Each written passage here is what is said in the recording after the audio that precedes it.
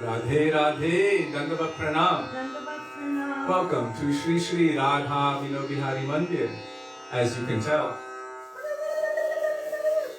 all I need to say is, wow. So don't miss the opportunity to see them close up when the chance comes. So, welcome to Śrī Radha Vinobihari Mandir. Śrī Vrindavan Dham ki jai, Śrīla Gurudev ki jai, Śrīla Prabhupada ki jai, Rupan Gauriya Guruvarga ki jai, Kartik Pavan Śrī Nityananda Prabhu ki jai, Prem Purushottam Shachinandana Gaura Hari ki jai, Radha Vinobihari Ju ki jai, Radha Ramana Ju ki jai, Giriraj Mahārāja ki jai, Harinama Sankirtana ki jai, Hare Krishna Mahamantra ki jai, Gaura Bhakta Vrinda ki jai, Shri Gaura Premanande, Hari Hari Gaur. Excuse me, it's cold behind me.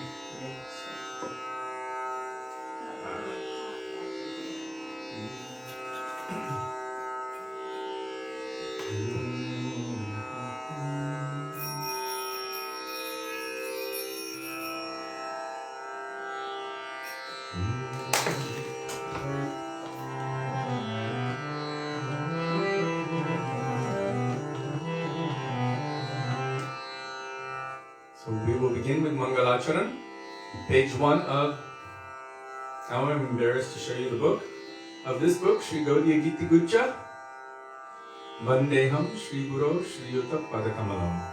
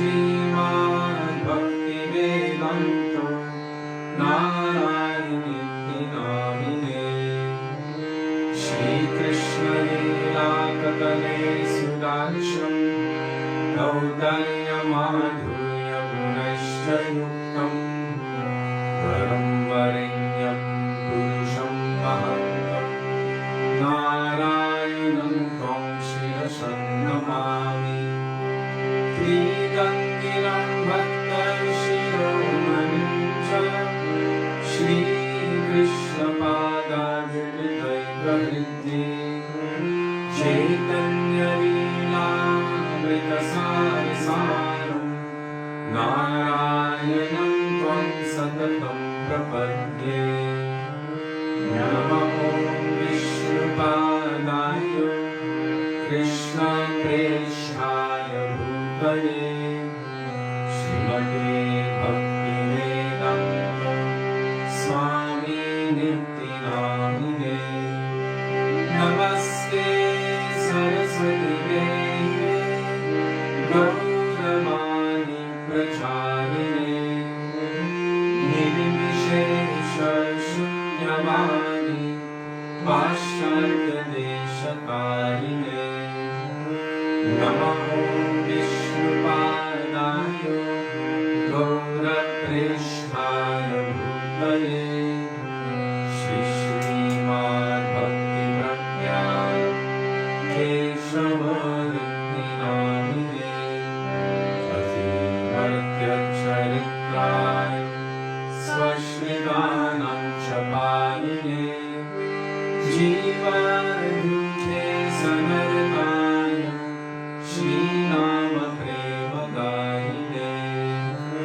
Namo Vishnupadaya Krishna Prishtaya Bhutale Śrīmate Bhakti Siddhanta Saraswati Namine Shri Varshabhani Devi Dainaya Kripabhaye Krishna Sambandha Vidyanam Daine Prabhave Namaha Madhurya Jvala Premandhya Shri Rupanuga Bhaktivedānta Shri Gaurakaruna Shakti Vigrahaya Namosrute Namaste Gauravani Shri Murtaye Nilakaline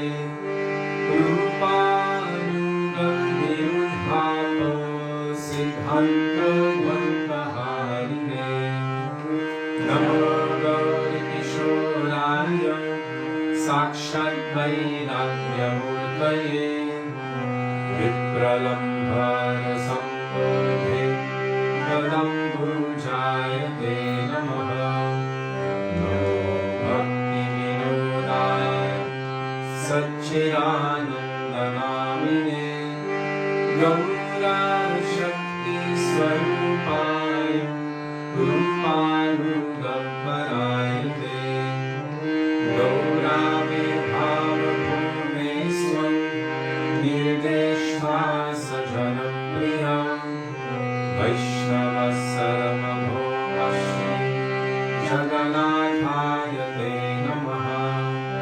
Vanchakalpatarubhyascha Kripa Sindhubhaiva cha Patitanam Pavanebhyo Vaishnavebhyo Namo Namaha Namo Mahavadanyaya Krishna Prema Pranayate Krishnaya Krishna Chaitanya Namne Gaudatrishe Namaha He Krishna Karuna Sindhu Dīnabandho Jagatpate Gopesha Gopika Kantha Radha Kantha Namostute Kanta Kanchana Gaurangi Radhe Vrindavaneshwari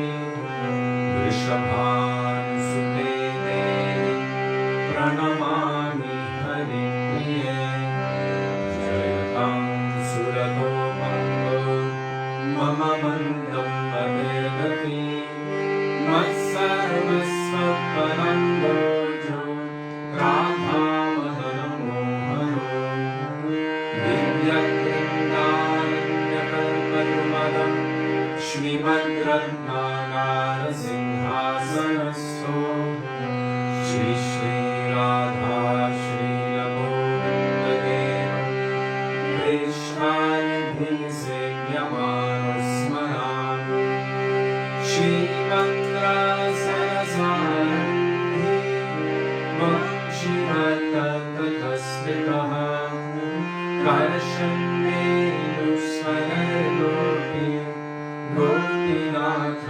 Shriyestunaha Vrindaye Tulasiveyai Priyayai Keshavasya cha Krishna Bhakti Pradene Satyavate Namo Namaha Panchatattvatmakam Krishnam Bhaktarupasvarupakam Bhaktavataram Bhaktakyam Namami Bhaktashabdikam Jai Shri Krishna Chaitanya Prabhu Nityananda Shri Advaita Gadadhara Shrivasadi Gaura Bhaktavrinda Jaito Dharmanamarjanam Bhava Mahārāja Shreya Kailava Chandrikādikaranam Vidyavadhu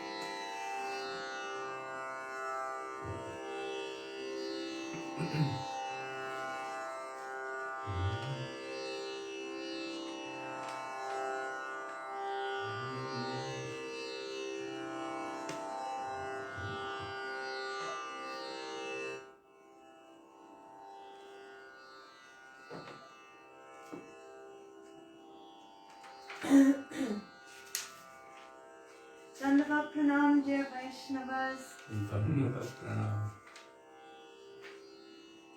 I don't know if everyone is here yet, but I just wanted to let everyone know that Lavangamala's surgery, her spine surgery, went well, and she's just being watched over a little bit, but everything went good. She's okay. So thank you for your prayers and your good wishes for our darling little sister. That's good to know.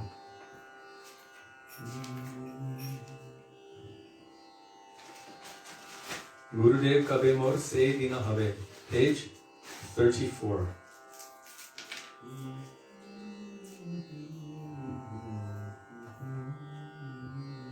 I'm sorry, what page? 74? 34. Gurudev kabe mor se dina have. Is Jiva Pavana Prabhu there? Always. One thing I don't remember if I took off the mobile hotspot from that. Just leave it. No one's going to use it, so. I don't know if I'm using it here once. I make sure I'm not. Oh, Lavanga's there. Okay, I'm not using it. Hey, Lavanga.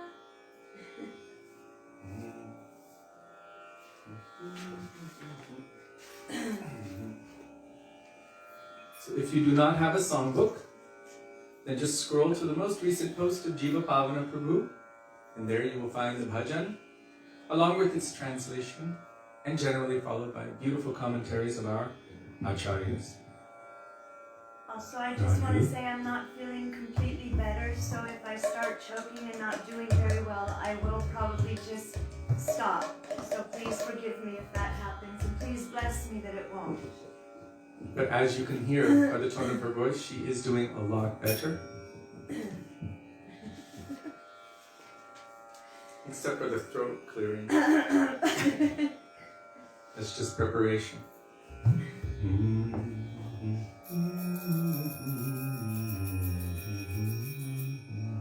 Our Mridanga player ran away.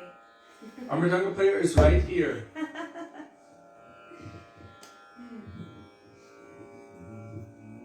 She's staying in Govardhan now, so.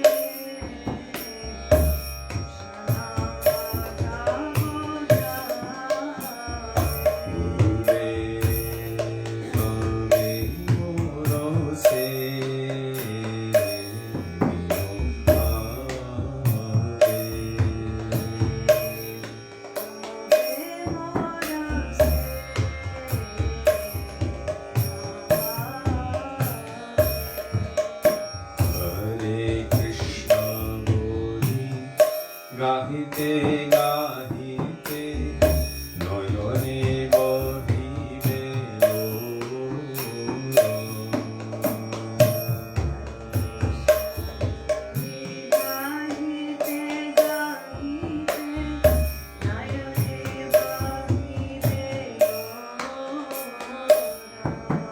দেহেতে Pulak উদিত হইলে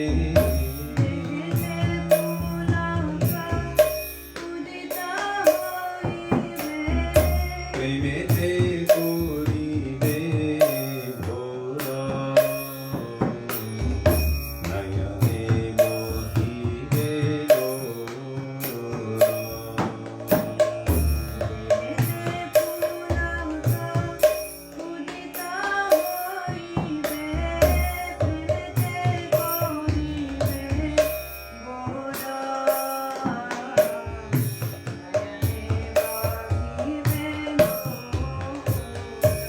ডুবে ক্রমে মোরসে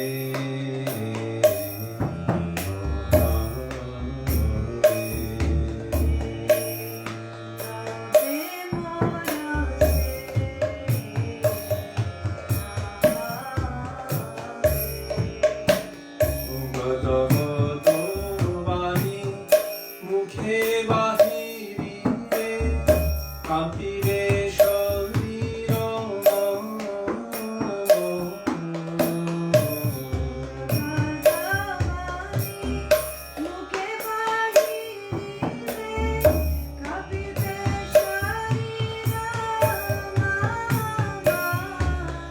ধর্ম মুহুর্মুহু বিবর্ণ হইবে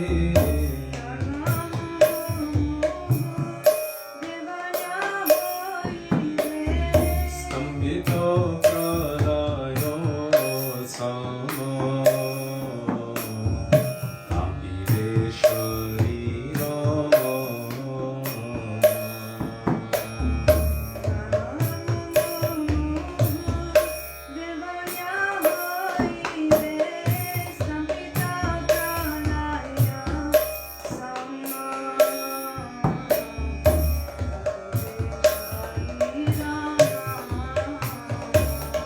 দেব কবি মোরসে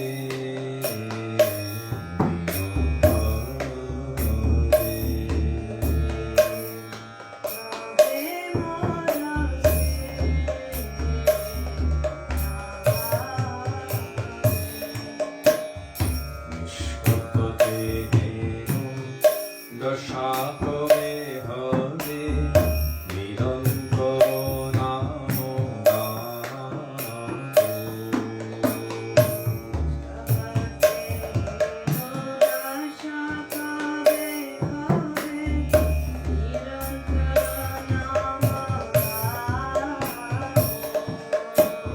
আবেশের নিয়া দেহ যাত্রা করি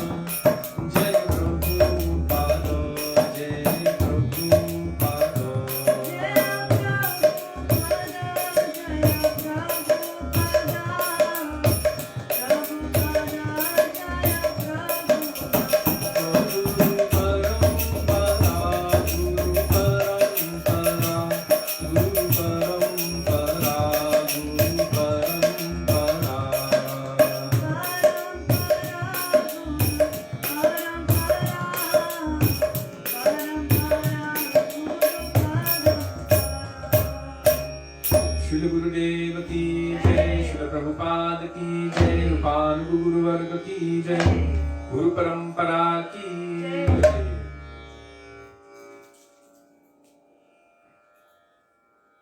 Yesterday we were speaking about when, that prayer for when that day will come. Not that I have attained it, not that I'm pretending that I'm there, but always having this mood of prayer.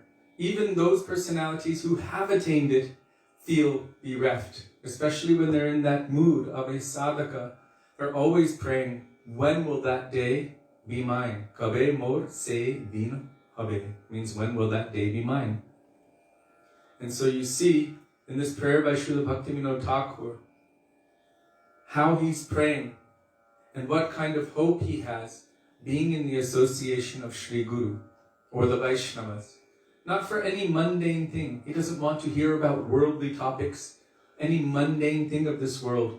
Worldly topics will not enter my ears. This is so difficult these days. Worldly topics enter and immediate distraction comes. And then we can be pulled away from what is truly essential and necessary for our atmas for God knows how long. Even if it's 1 hour, if every micro moment feels like millions of years of separation from the perspective of those who are truly tasting Krishna Bhakti Ras, then imagine from their perspective what our hours of cat videos or whatever. What did Gurudev say about the billboard? Ooh. Okay, this is a little bit intense. But Srila Gurudev, I believe it was in Los Angeles. Yeah. He got out of the car and there was some wealthy man who married one very, how do you say, plastic surgery lady who had extra bits everywhere, made herself all extra plump, and he used to post massive billboards of his wife everywhere. And scantily clad. Scantily clad. And Gurudev got out of the car and one moment looked up and looked away. And then he asked the devotees, what did it say? And on the billboard, I guess it said, a picture is worth 1,000 words. And Srila Gurudev said, one picture is worth 1,000 lifetimes in hell. Ooh. And it's quite shocking.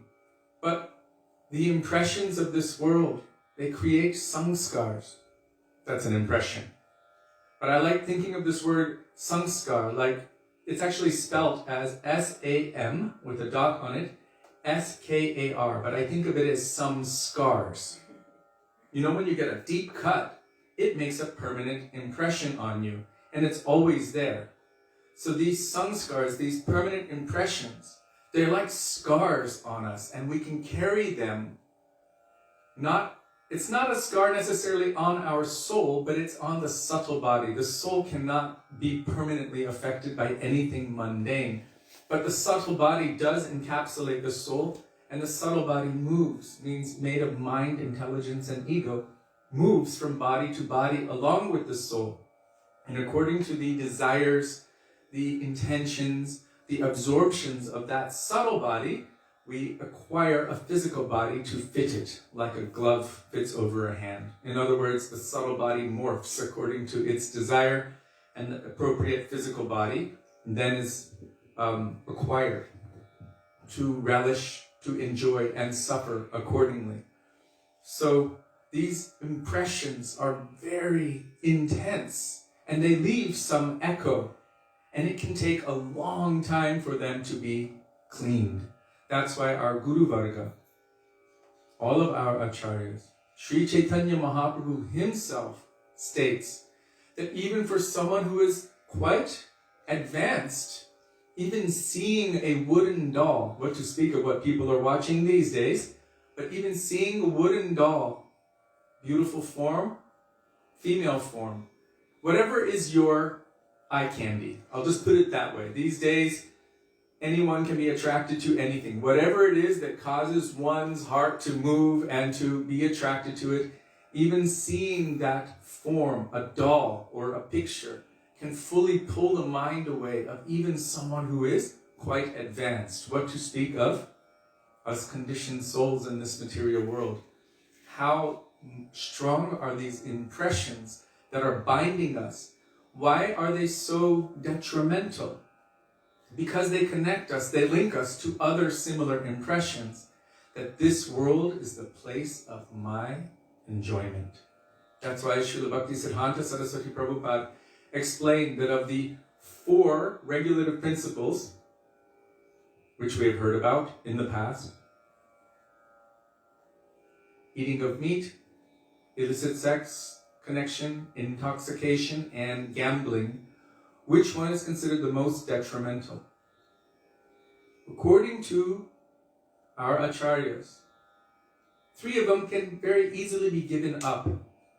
But the one thing that makes the world go around, that one thing which is considered the all-devouring, simple enemy of this world, lust, attraction to enjoy through the medium of my senses, that is considered the most detrimental. Why? Because that is the one that actually fully impresses within us that this world is the place of my enjoyment. That's why that is repressed. And the other things are also repressed. And then instead of engaging in all of those activities, the spiritual master engages the disciple in full-time transcendental activities, or activities which are meant for the service of Krishna. And that in itself purifies the heart of that tendency, along with hearing the proper Harikatha, A different set of samskars. from the proper person with the proper mood of respect and honor. This produces a different set of samskars, transcendental samskars, which in essence completely obliterate or remove the previous samskars. I'll give a mundane example, but it's a good one. You know when you get a tattoo, and then that tattoo ends up either being the wrong thing after a few years, or it just ends up turning into a merge on your arm? How do you get rid of it? You cover it with another tattoo. Either cover it with another one, or literally burn it off. Oh. So, something is required to burn that thing. Srila Śrī Dāmodara, he said these trifling things of this world, they are like mushrooms. They're not actually deeply rooted. But what is heavy? The words of Sri Guru, the words of Krishna, the words of Shastra. And he said, so those mushroom-like anarthas, those mushroom-like samskars that we build, when we put bhakti in there, when we put the words of Guru in the heart and we have those samskars, the other ones are automatically uplifted because the roots aren't there. There's no roots actually. So. It's true. But for us, it's a big deal. A few years back, every once in a while, Jamuna River, she floods. At least once a year, if not a few times a year. And when she floods, she takes some of the soil with her, the riverbanks and everything. I remember years ago, they built a well. I remember them building the well. Gosh, it must have been almost 20 now. And it was there, near the bank of Yamuna. And that well went quite deep, and they were pulling water from that well. Some years later, Jamuna River had completely taken all of the soil away from there. And it was just a big smokestack. It was made of brick, and it was coming out. And I remember thinking at that time, our well is our existence. We are trapped in this well of material existence, and we think for us it is impossible. How can I get out on my own? And so on our own we're crying and praying, and we might not even realize it. But what is the work that Guru and Krishna are doing from the outside? We don't know. They can be completely taking all of that anarthas, everything that's holding us so strong in this material world, removing it. And then, very easily, just with a slight push, one day, that can be removed and we can be freed. This is why Srila Bhaktivedānta Thakur says that sadhana is so important, because it gives us bhakti sukriti, and slowly we begin to lose attraction for the material realm, and we become more attracted to Bhakti Devi and things that are in contact with Bhakti. Otherwise, he said, if you don't do sadhana every day, a particular kind of sadhana, he said we will never really attain to anything. We won't be making those positive spiritual impressions. Yes. And so how will we become attracted? Right. We all know how many, I'm going to say positive, how many mundane or material impressions we are making on a daily basis, and how deep those go. We can have one experience, watch one little thing, and we can recall it very exactly in detail and share it with others. And when it comes to topics of Krishna or Krishna Bhakti, what we've heard directly from Sri Guru, what did he speak in class 5 minutes ago? We'd be like, I'm not exactly sure, I'll have to go back and watch the video, or I'll have to read it. But with mundane things, very easily, we're so accustomed to those things and attracted to them very easily, we flow in that direction. So being in the association of Guru and Sadhus, then what will become spontaneous for us? It will be what we've heard from Gurudev, and we'll be able to repeat that. We'll make our minds and our hearts, in essence, one with their mind and heart. This is the meaning of Koro More Atmasat. Not only make my mind and heart like yours, but Srila Gurudev said it means make me yours. He told this to Braj Mandal Prabhu. So now we should call out for the mercy of Vaishnavas.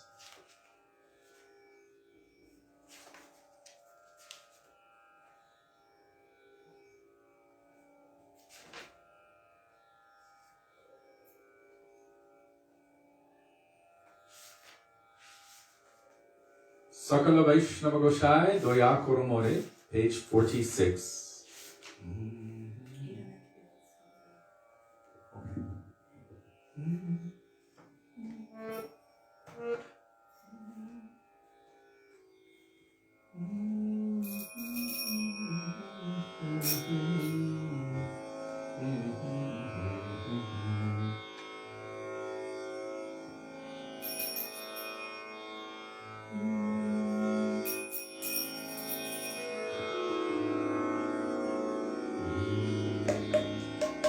Sakala Vaishnava Goshai, Doya Koromore, Vankitrino Hori Kohe, Edino Pamare. Sakala Vaishnava Goshai,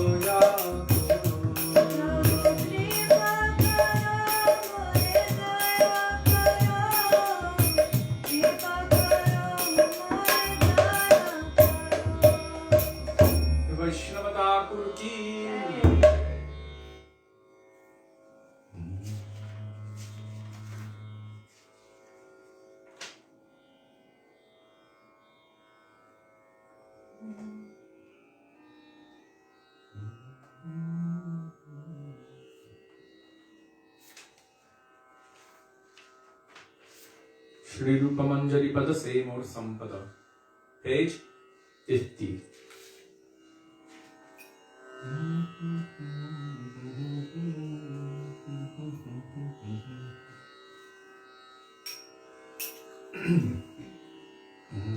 Shri Rupa Manjari Pada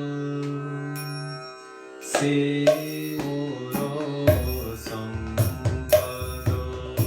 Shri Rupa Manjari Pada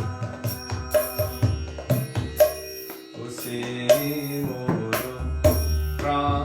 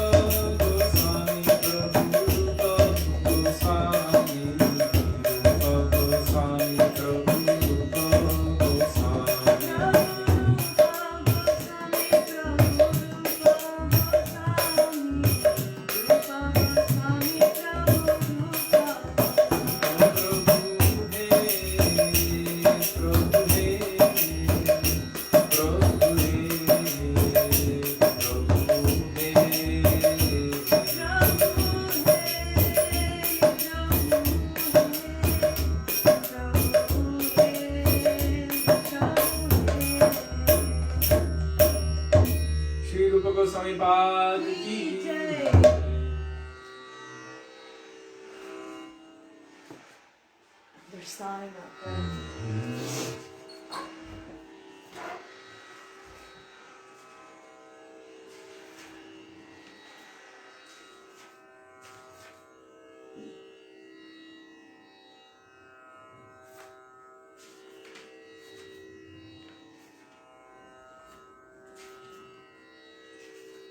Parama Karuna Pahu Duijana Nitai Gaura Chandra.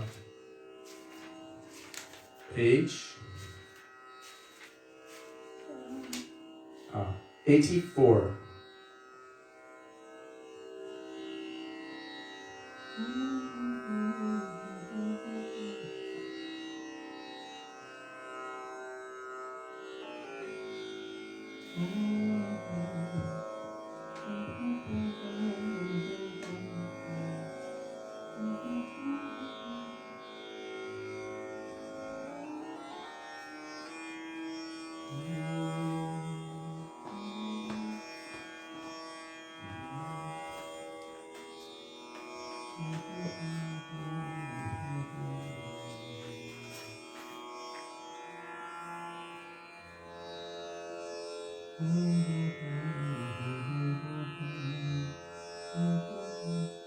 Shri Krishna Chaitanya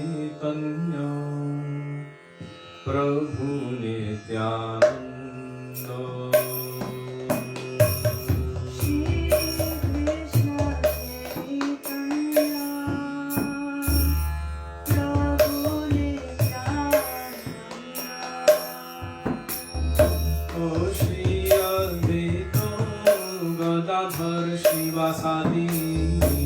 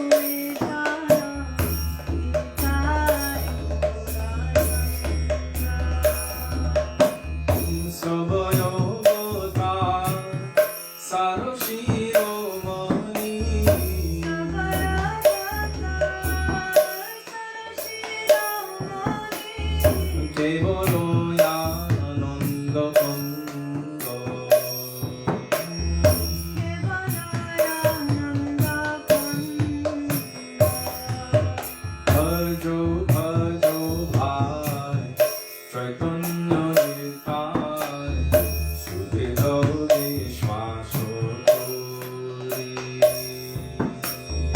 Bhaj bhaj bhaj Chaitanya Nitai Sudhita Vishwasakori বিষয় ছাড়িয়া সেরসে মজিয়া Vishaya Chariya Serase Mojiya মুখে বলো Hari Hari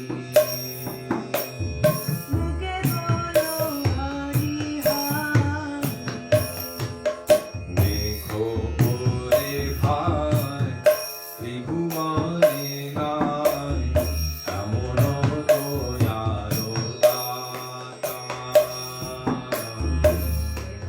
Ore bhai Tribhuvane nai Emana doyala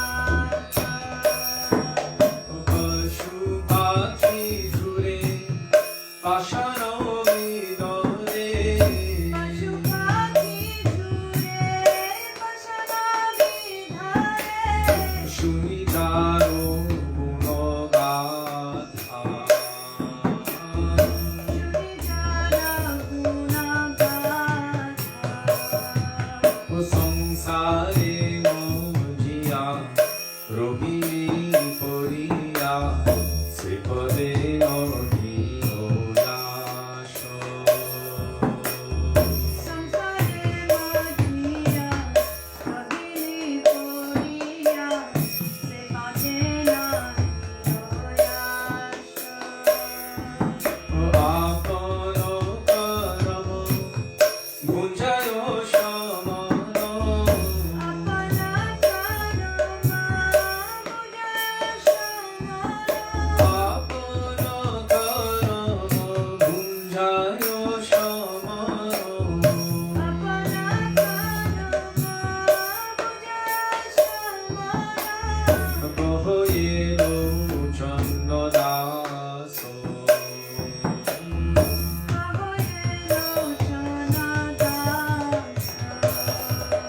পরম করুণ বাহু দুই জন নেতার গৌরচন্দ্র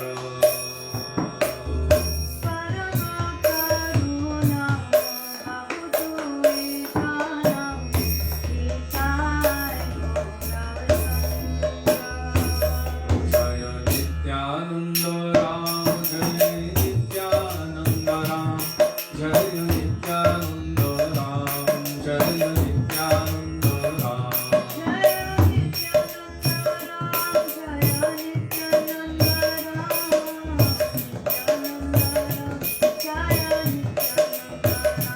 জয় নিতাই গৌরাঙ্গ জয় নিতাই গৌরাঙ্গ নিতাই গৌরাঙ্গ জয় Nitai Gauranga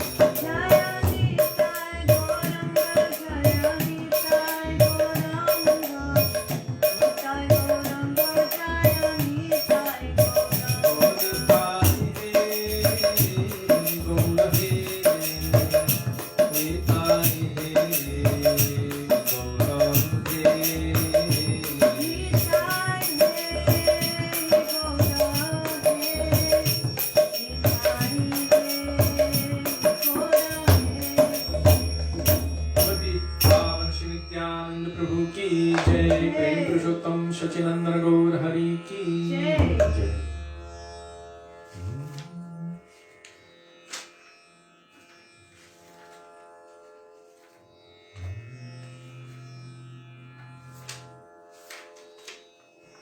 Vande Vishwambhara Patakamalam.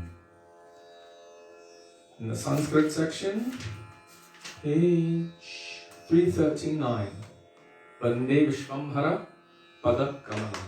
I'm sorry, what page again? I missed it. 339. If you do not have a songbook, Jiva Pavan Prabhu very kindly posts the bhajans in the comments section of the thread, so just scroll to his most recent post, and there you will find the bhajan along with its translation and commentaries. And if you don't remember the page number, Lavanga Didi generally boasts the page number. So thank you both. Dhanyavad. Dandava Pranam.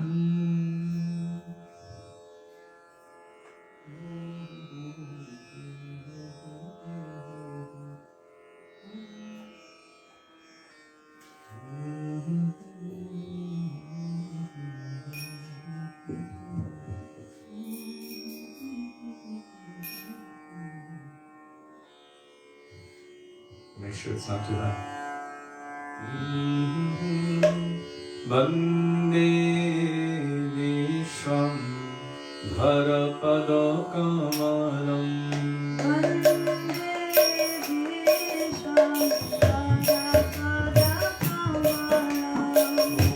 Vande Vishwam Dharapada Kamalam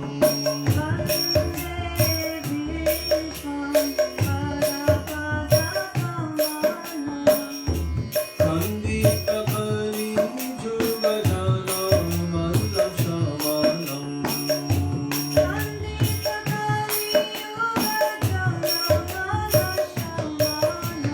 Vande Vishwam Dharapada Kamalam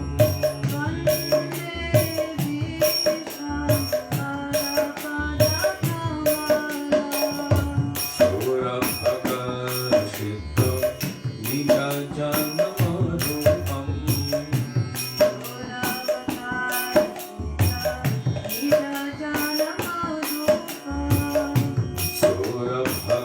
Surabhakashita Nijajanamodupam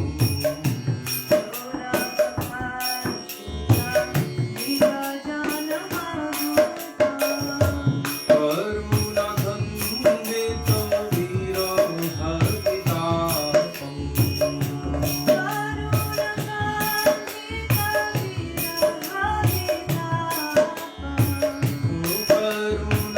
Karunakhandita Virahabhitapam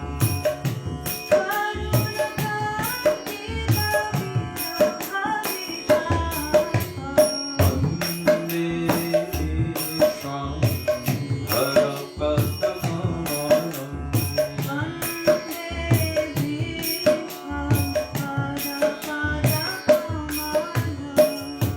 Nashita Hendagato Mayatinam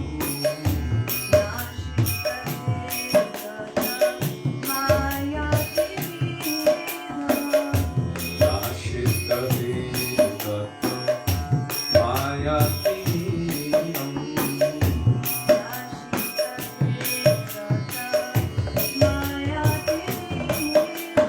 Varani Jagantya Jagatam Jinam Varani Jagantya Jagatam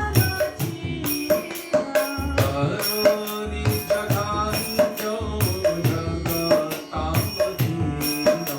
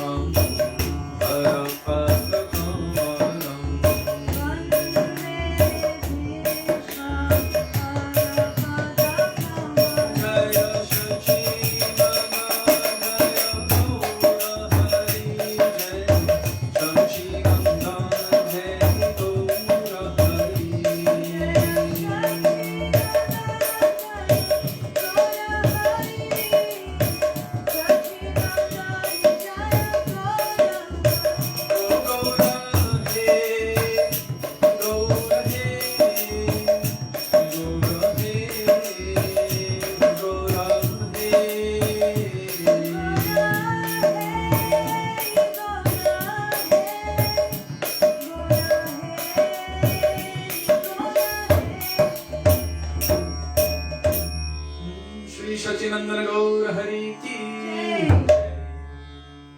Nārāyaṇa Prabhu's wondering who this amazing Radha Mohan is because we sang 2 of his bhajans today. He has composed so many beautiful bhajans, so we need to actually investigate Is it today Bhaktivedānta? something. Bhajhure mana Śrī Nandanandana Abhaya Charanara Vindare. I don't know what page it is. It just came up. By the way, the devotees in Fiji are okay. Shamala's on. Okay, so by the prayers of all the Vaishnavas, the devotees, and everyone else in the Fiji Islands, they are okay. In the last minute, the hurricane or the cyclone, category 5, decided to turn north. So they were spared from the brunt of the full force of that storm. And so they feel that it is definitely by the prayers of the Vaishnavas that everything is okay. So it's good to know. Thank you for sending prayers for them last night. I think Bhajahure Mana came up in my mind because today is the birthday of Sudevi's mother, Manorama. He always does Bhaja Mana. On birthdays, because Srila Prabhupada said that this bhajan encapsulates the essence of the mission of this human form of life. So somehow it comes up. So happy birthday, Manorama. Happy birthday, Mom. Bhajahure Mana, Śrī Nandanandana, 137. For some reason I was looking at it thinking Bhajamana Hure. 137. It's funny. Bhajamana Hure, Śrī Nandanandana, Abhaya. Charana. I have to put it in the proper rag, and then it will work.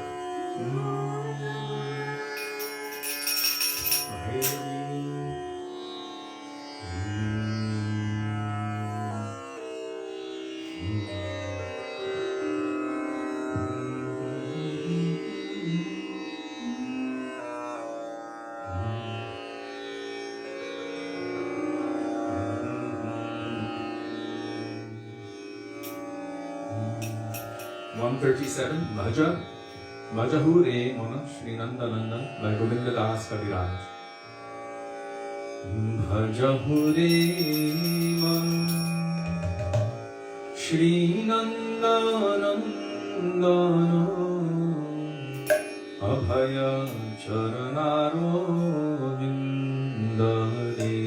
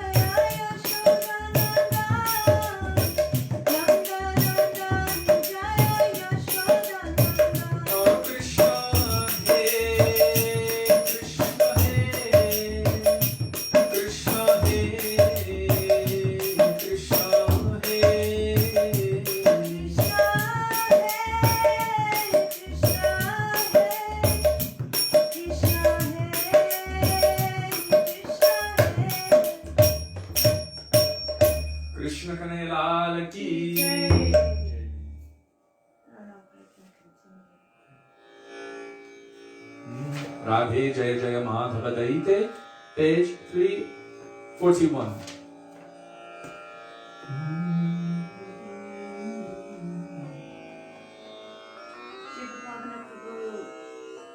Posted something about Radha Mohan. Thank you, Prabhu. Really nice.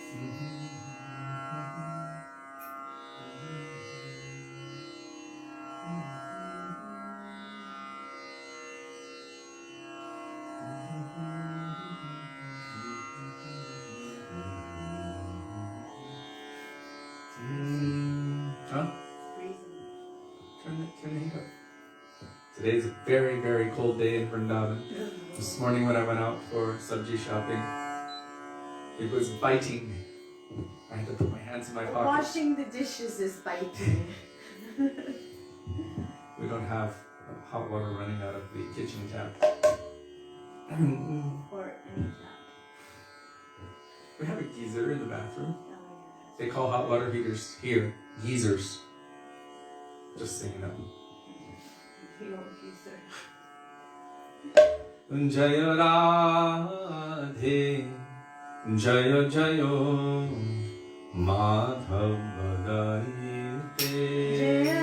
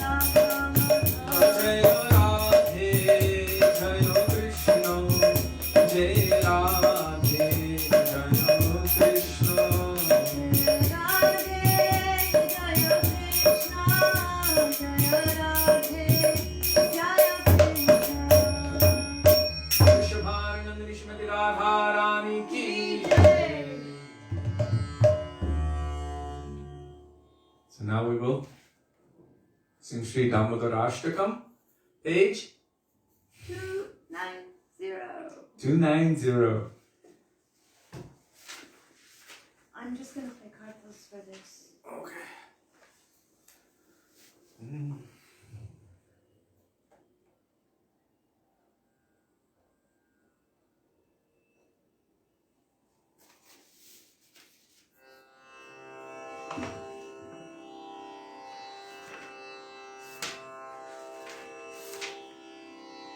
Because we are continuing with our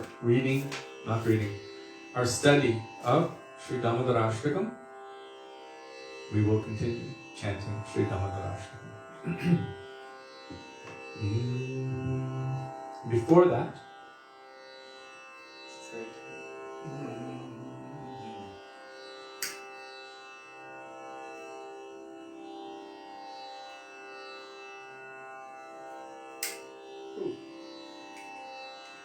successful. Did we do the Gaudiya tune yesterday? I don't remember. Yeah. Śrī Damodarāṣṭakam ki jai, Radha-ramanuja ki jai, Radha-Bihari ki jai, Sacinandana Gaurahari ki jai, Giriraj Mahārāja ki jai, Shalagram Shila ki jai, Laddu Gopal ki jai, Chota Chota Laddu Gopal ki jai.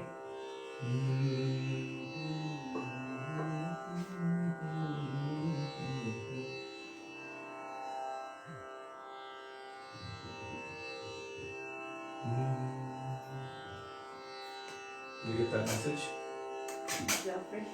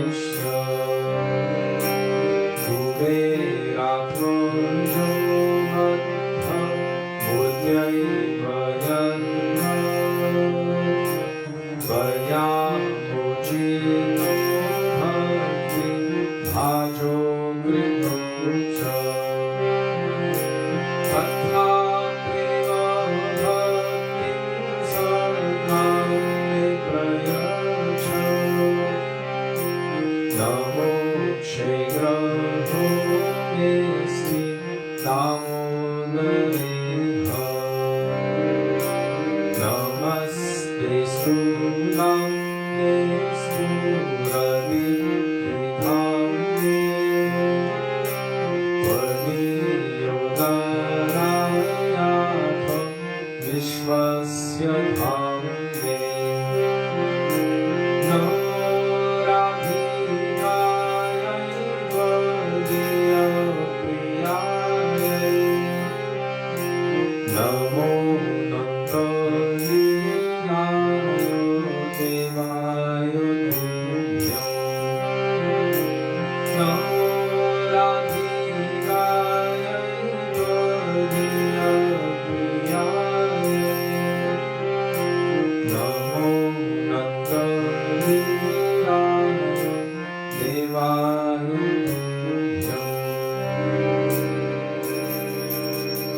Śrī Dāmodarāṣṭakam ki jai, Radha Damodar ki jai.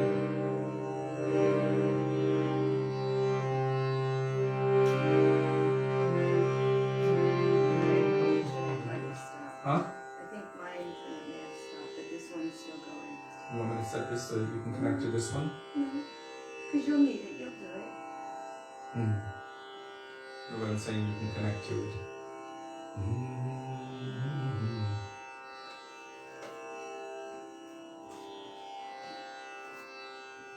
Hare Krishna, Mahamantra.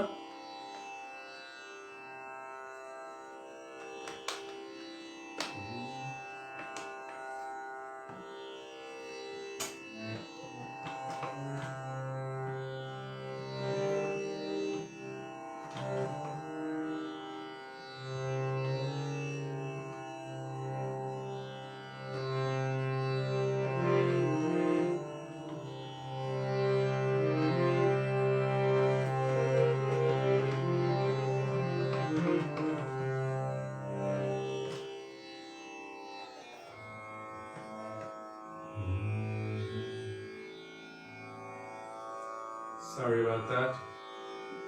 I'll write this app maker and ask him to make a save function.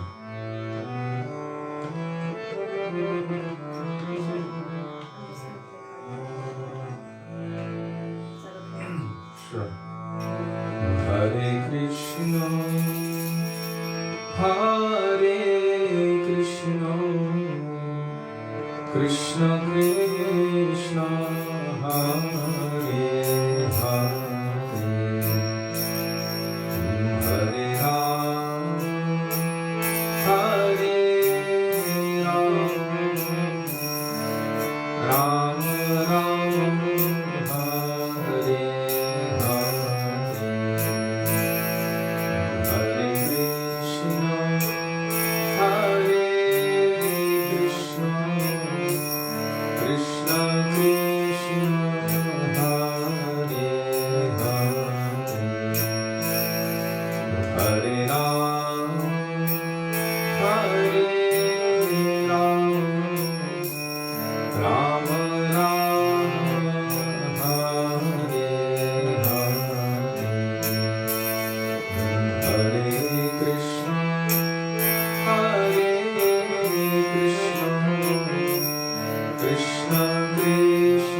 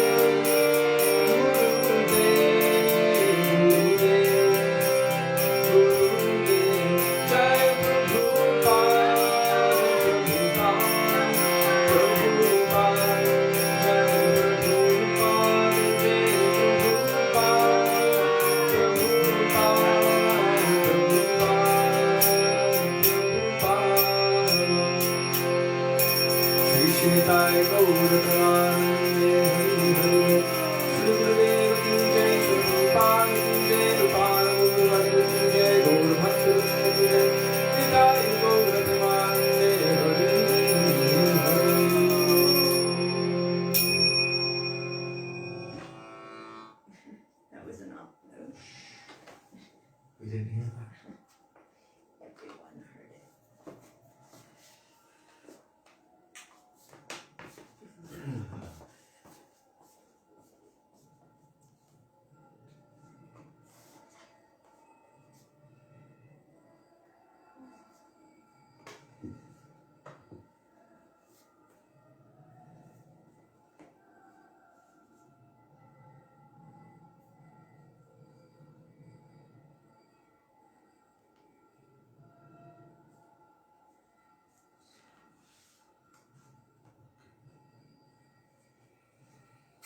Gurave Gaurachandraya Radhikaya Tadale Krishnaya Krishna Bhaktāya Tadbhaktāya Namo Namaha Ajnanatimidandhasya Jnananjana Shalakaya Chakshurunmilitam Yena Tasmai Shri Gurave Namaha Namah Vishnupadaya Radhikaya Priyatmane Shri Śrīmad Bhaktivedānta Nārāyaṇa Namine Namah Vishnupadaya Krishna Presthaya Bhutale Śrīmate Bhaktivedānta Swāmī Namine Manchakalpatarubhyascha Kripa Sindhubhya Evacha Patitanang Pavanebhyo Vaishnavebhyo Namo Namaha Shri Krishna Chaitanya Prabhu Nityananda Shri Advaita Gadadhar Shivasadi Gaura Bhakta Vrinda Hare Krishna Krishna Krishna Hare Hare Hare Rama Rama Rama Hare Hare Mukam Karoti Vachalam Pangum Langayate Girim Yat Kripatamaham Vande Shri Gurum Dinatarinam. First of all, I offer my Dandava Pranam thousands of times in the dust of the lotus feet of our beloved Gurudev. Nitya Lila Pravishtam Vishnupar Ashtotara Shata Shri Śrīmad Śrī Bhaktivedānta Nārāyaṇa Gosvāmī Mahārāja. And the same thousands of Dandava Pranam in the dust of the lotus feet of Nitya Lila Pravishtam Vishnupar Ashtotara Shata Shri Śrīmad Śrī Bhaktivedānta Swāmī Śrīla Prabhupada, and to all of our Rupanuga Gauriya Guru Varga. And on this day, the occasion of the anniversary of the appearance of this great personality, I offer my Dandava Pranam in the dust of the lotus feet of Nitya Lila Pravishtam Vishnupar Ashtotara Shata Shri Śrīmad Śrī Bhakti Jivan Janardhan Gosvāmī Mahārāja. And also to all of our Rupanuga Gauriya Guru Varga, and to all Vaishnavas past, present and future, including all of you who are present with us today, I offer my Dandava Pranam. Dandava Pranam, dear Vaishnavas. Radhe Radhe Radhe Sham. Haribo.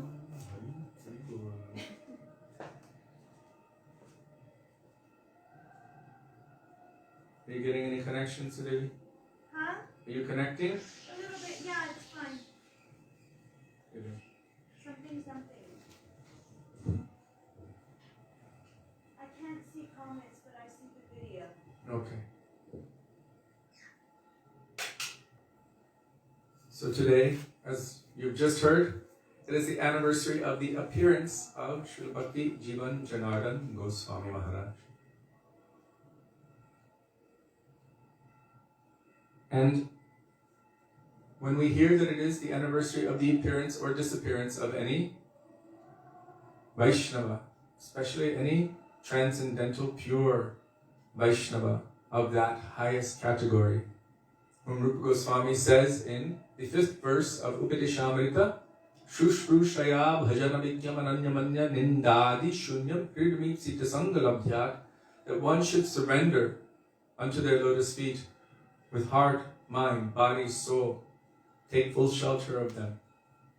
Those persons who are without any tendency to criticize others, who are completely absorbed 24 hours a day in remembering the sweet pastimes of Krishna and serving Krishna within those pastimes, then it is extremely and highly beneficial for us to endeavor to remember something of these personalities, their pastimes, their glories, their gift to this world, really how they have benefited us fallen jivas of this world. By glorifying them, by remembering them, even if we don't know anything, Srila Bhaktivedānta Bharati Goswami Maharaj said, if we just say their name, at least something, acknowledging them, this will be highly beneficial for us. I don't know so much about Srila Bhakti Jivan Janardana Gosvāmī Mahārāja, but what I have heard, I will share a little bit of. And of course, if anyone is feeling inspired, they can post anything here for the other devotees who are watching to take advantage of. Srila Bhaktisiddhanta Saraswati Thakur Prabhupada collected the cream of the crop of society. The most intelligent, brilliant, young, energetic, educated personalities took shelter of his lotus feet, realizing that this person is way, way beyond what we could ever conceive of. We can take shelter from such a person and derive endless spiritual benefit from his association. Even so many persons in the intelligentsia at the time were complaining that our Srila Bhaktisiddhanta Saraswati Thakur Prabhupada was collecting the cream of the crop of the youth of society. They could have been engaged in other important works like joining the movement of Gandhi or Subhash Chandra Bose, trying to push the British out of India. They could have been doing so many other things, taking positions in government and any other position. And yet, they had given up everything, all material affiliations, to take shelter of the pure devotee and engage in the process of pure bhakti. One of these stalwart personalities, why am I saying stalwart?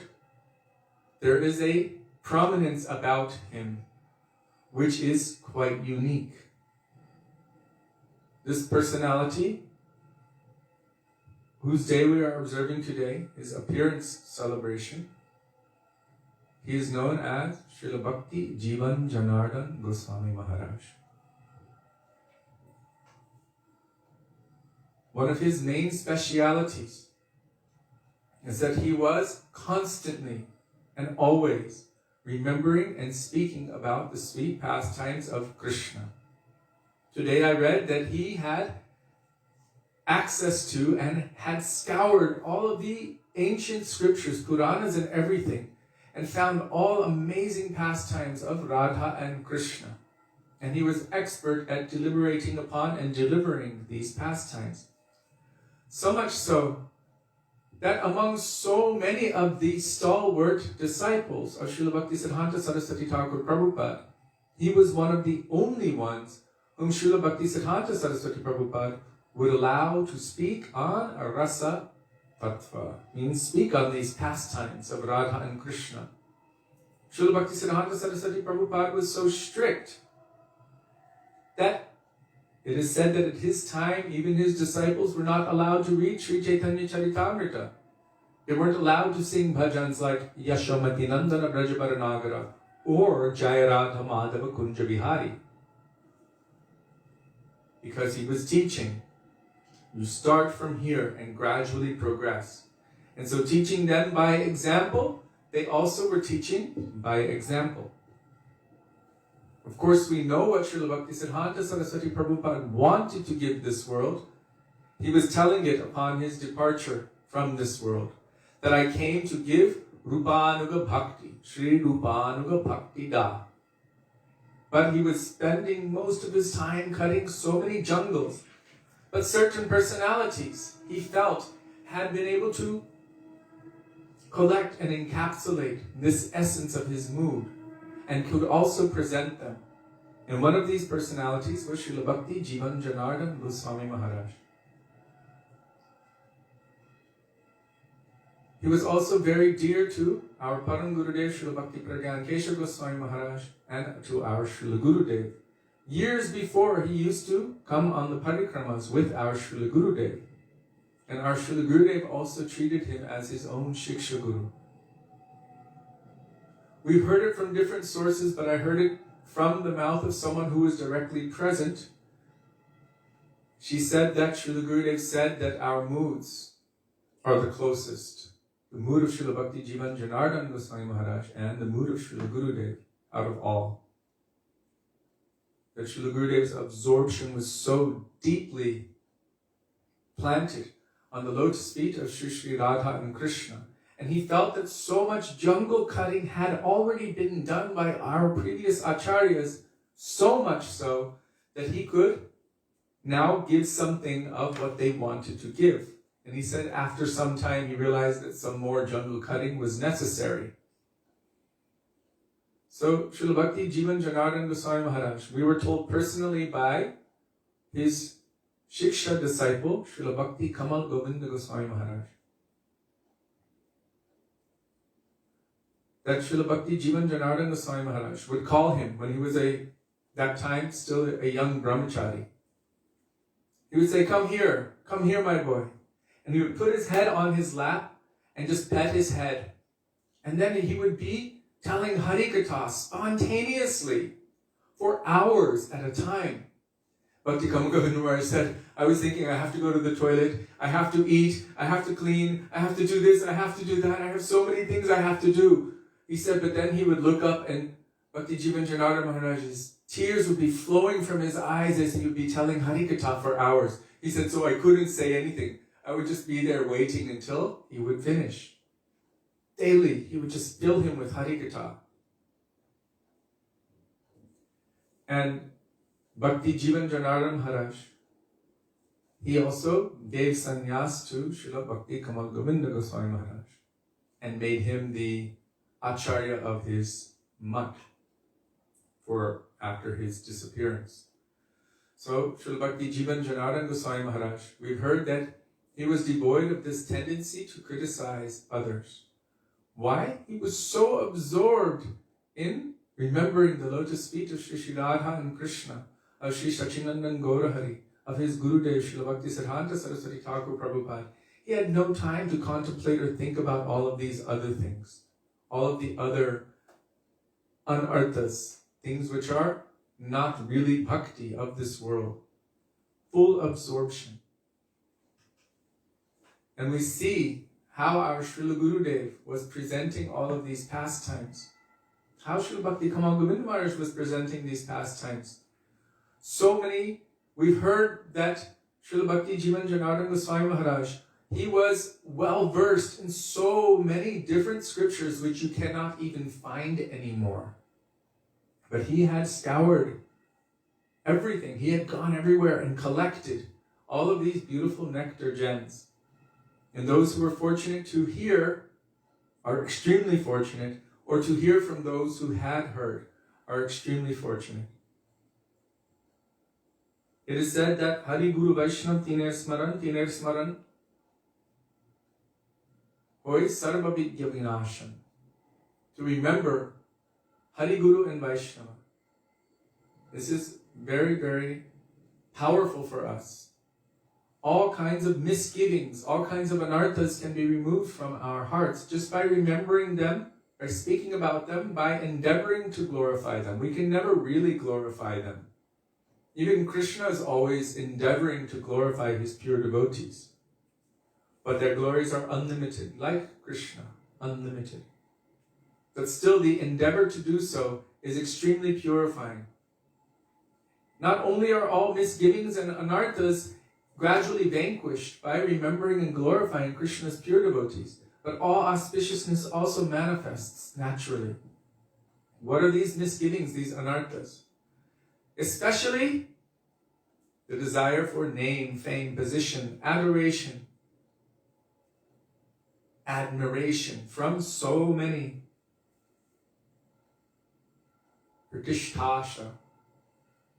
Sri Raghunath Das Goswami said it is like a tigress devouring us. I remember when I was reading Śrīmad Shiksha, it was quite frightening. Raghunath Das Goswami was speaking about this subject, and in the commentaries, it was saying, most other anarthas, lust, anger, greed, we're able to recognize them when they come. When immense amounts of lust come, you know it, you recognize it, you feel it. When anger comes, you see that dark cloud descend upon you and it's all consuming and you think, oh my God, I can't believe this is consuming me like this. This is so not Vaishnava. Lust and anger and greed, desire for all sorts of things. But this pratishtasha, the desire for adulation, name, fame, position, power, control, manipulation. This desire is such that it cannot recognize itself. In other words, everyone else sees it and they go, oh my God. And the person who's experiencing it's going, what? What? Everything's fine. What are you talking about? What do you mean? The nature of this thing. By glorifying the pure devotees of the Lord, by remembering them and their pastimes, even this, lust, anger, greed, madness, envy, and pride is removed from the heart gradually. Srila Bhaktivedānta Mahārāja explained that how is humility really manifested? Because we think that I can just say, well, I'm humble. You're so great, Prabhu, and I'm so low. But it's not exactly like that. He said real humility manifests in the presence of someone who is actually truly great and who are themselves humble. Being in their association and knowing how great they are and seeing their humility, we have no standing for our own pride and our own humility. We have no our own pretense of humility. Then we become humble as an effect of associating with those who are truly great, but who are manifesting humility. So humility is not a function of our own ego, making it that, oh, Prabhu, I am the most humble, and you're so great. One devotee said that to Srila Prabhupada, I am the most fallen. And Srila Prabhupada replied, you are not the most anything. This idea of being the most anything, we have to do away with that. Srila Gurudev said, you should understand that you are nothing. You are one particle. And that particle is so weak, it can be covered by Maya at any moment. It's so weak. So we must always be under the shelter of, under the instruction of, under the guidance of Shri Guru or Vaishnavas. Srila Bhaktisiddhanta Saraswati Prabhupada said that moment that we are not in sadhu sangha. If you cannot be physically in sadhu sangha, then shastriya sadhu sangha means taking shelter of transcendental literature and following the process. It doesn't mean always being right there hovering around your Gurudev. It means taking their instructions and following them, taking them deeply in. He said, the moment you are not in sadhu sangha, he said, very easily that jewel, those jewels you have already collected in your hands can be lost. So we must be in sadhu sangha at every moment. And what is the benefit of sadhu sangha? Krishna bhakti is born. Devotion for Krishna takes birth due to the association of the pure devotees of the Lord. Any jiva who is favored by the Lord, who is extremely fortunate, will meet with the representative of Krishna, the pure devotee, and by the Harikatha spoken by this pure devotee, what will happen? Bhakti Lata Bij. This seed of devotion for Krishna will manifest in the form of desire to serve Krishna by being in that association. Sadhu Sangha, Sarva Shastre Koi, Lavamatra Sadhu Sangha, Sarva Siddhi Hoy. All scriptures are telling, and 3 times it is told Sadhu Sangha. I read from Manacharya, the reason it says that is because in case we're a little dense, we need to hear it again, and if we're still more dense, we need to hear it again. 3 times is the charm. Sadhu Sangha, Sarva Shastre Koi. All scriptures are telling, Lavamatra Sadhu Sangha. A moment, a micro moment association with a real sadhu, sarva siddhi hoy, can grant complete perfection. But what is the nature of that association? It's not just to be in the physical vicinity. So many, we can look at our own selves. How many times we've been in the physical vicinity of any pure Vaishnava? And how much has really entered in? How are we endeavoring? How are we practicing? Has it actually gone in? Or is it just going through one ear and out the other? I'm going to make a longer story short. There was a king. He wanted to know if this person, who is now long dead, was an intelligent person or not. It was just a skull. And so many were arguing and philosophizing. Well, based on the size of the skull, he must have had a big brain, this and that. And one sadhu came and stuck a straw through, who came from one ear and out the other. And he said, nope, this person was not intelligent. Because anything he would have heard just would have come through one and out the other. So Srila Bhaktivedānta Bharati Mahārāja explained, what is the proof of actual hearing? And he gave a very practical example. I know we've told it before, but it's always good to hear again, just in case we didn't hear it the first time or it didn't go in. So to always remember these instructions again and again is beneficial for us. He said there was a mother, she told her son, it's time for dinner. Her son was watching television. He said, yeah, I'm coming. 10 minutes later, she said, it's time for dinner. Chalo. He said, yeah, just now coming. 5 minutes later, she goes in and she takes the remote control and turns off the television. And he says, hey, what are you doing? She said, I've already told you twice it's time for dinner. Sorry, 1, 2, 3 times.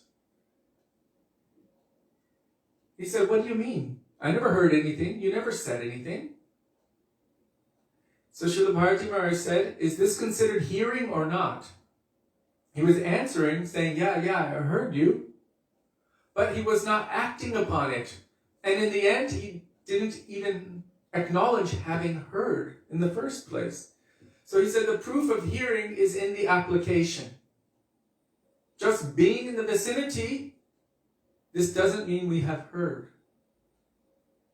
Just hovering around or even creating some kind of nuisance. Gurudev said, don't be like mosquitoes.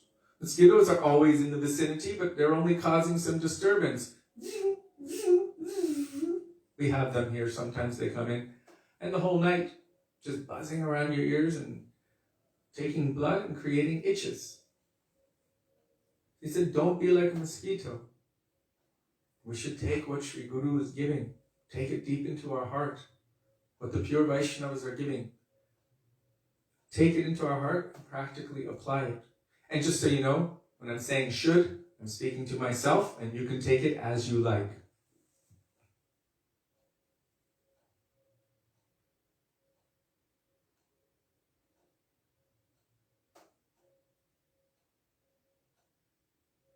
If I wear headphones, it bounces between the ears.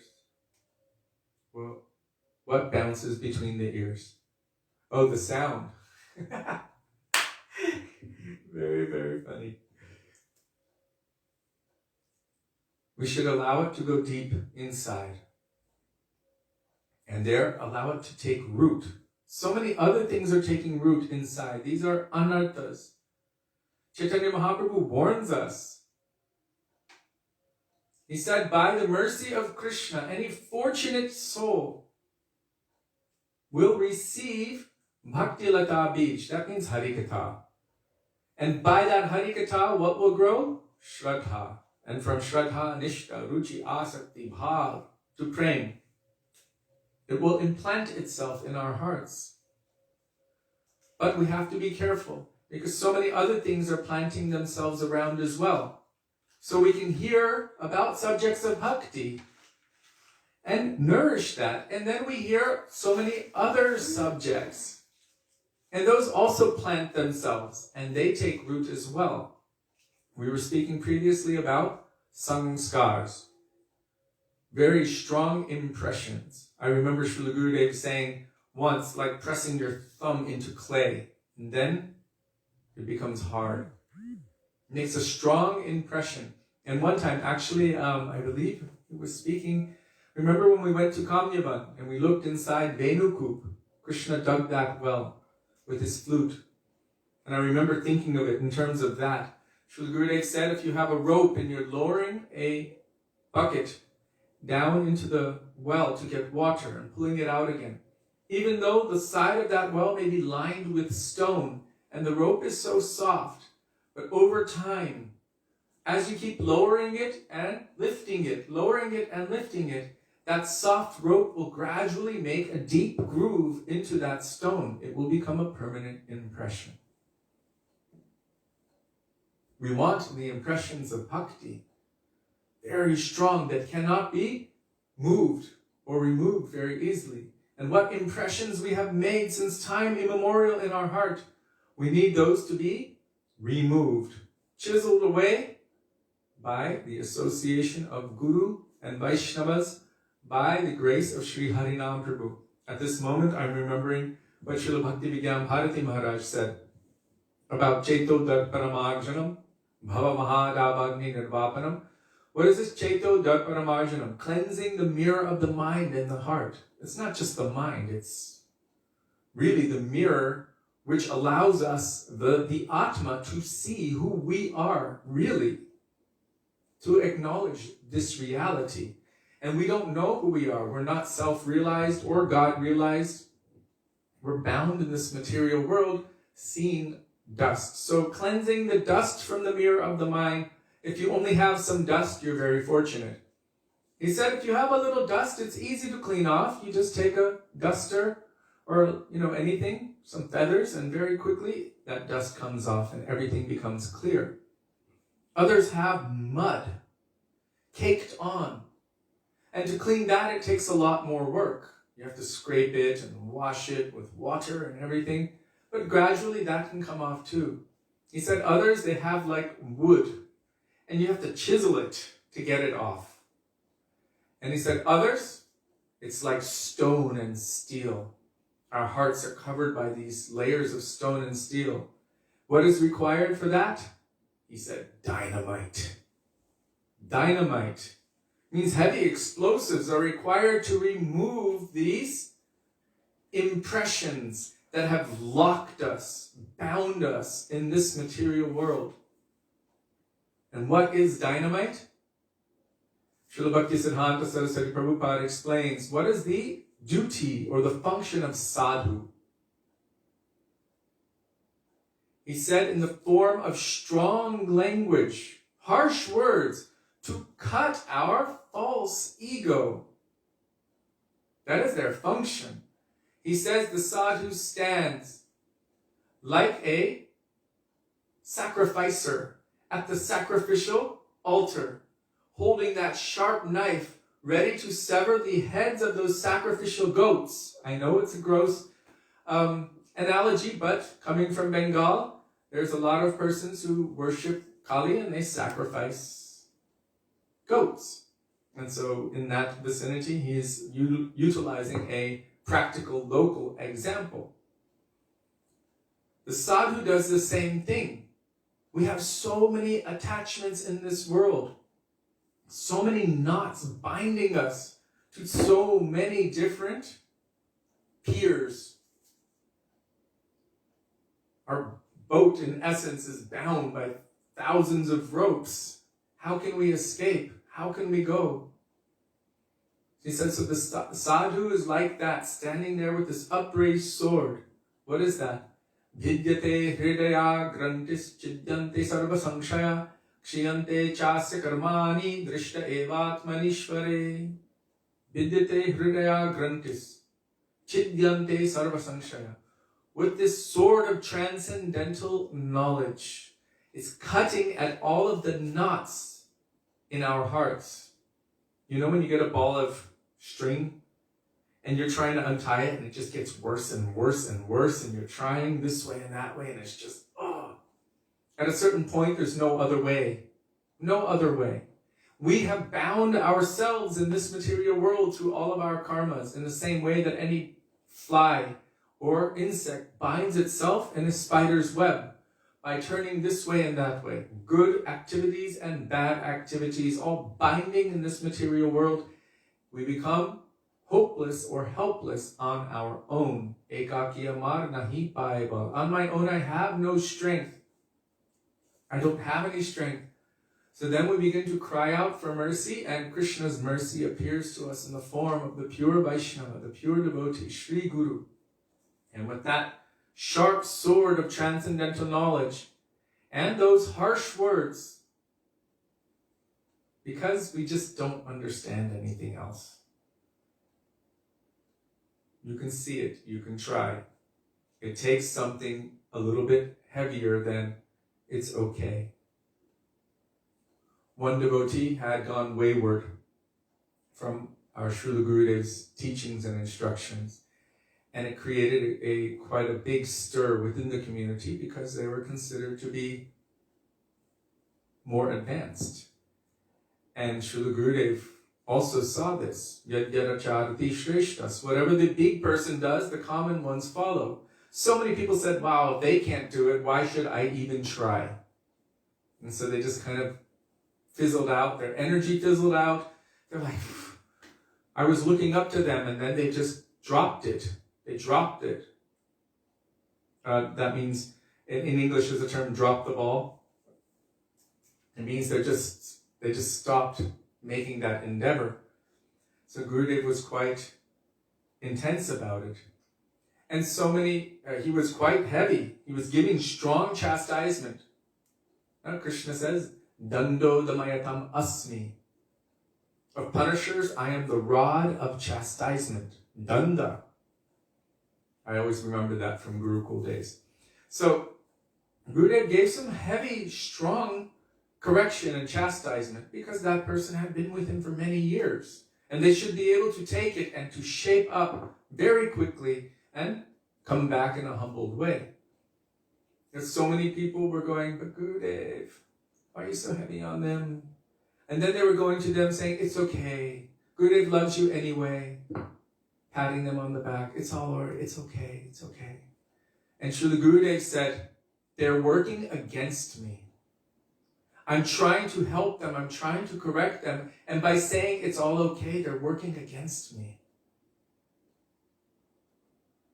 This is a symptom of the infinite compassion and love that Sri Guru is manifesting. It's hard to understand because we're in the mundane mindset, thinking I don't want any discipline, but we require discipline. We require something to break us out of this ice-like condition. And it seems to be harsh, but our ice-like condition, our hearts have become hardened. That's why love for Krishna is not flowing from our hearts. What makes that ice flow? The presence of heat, the presence of fire.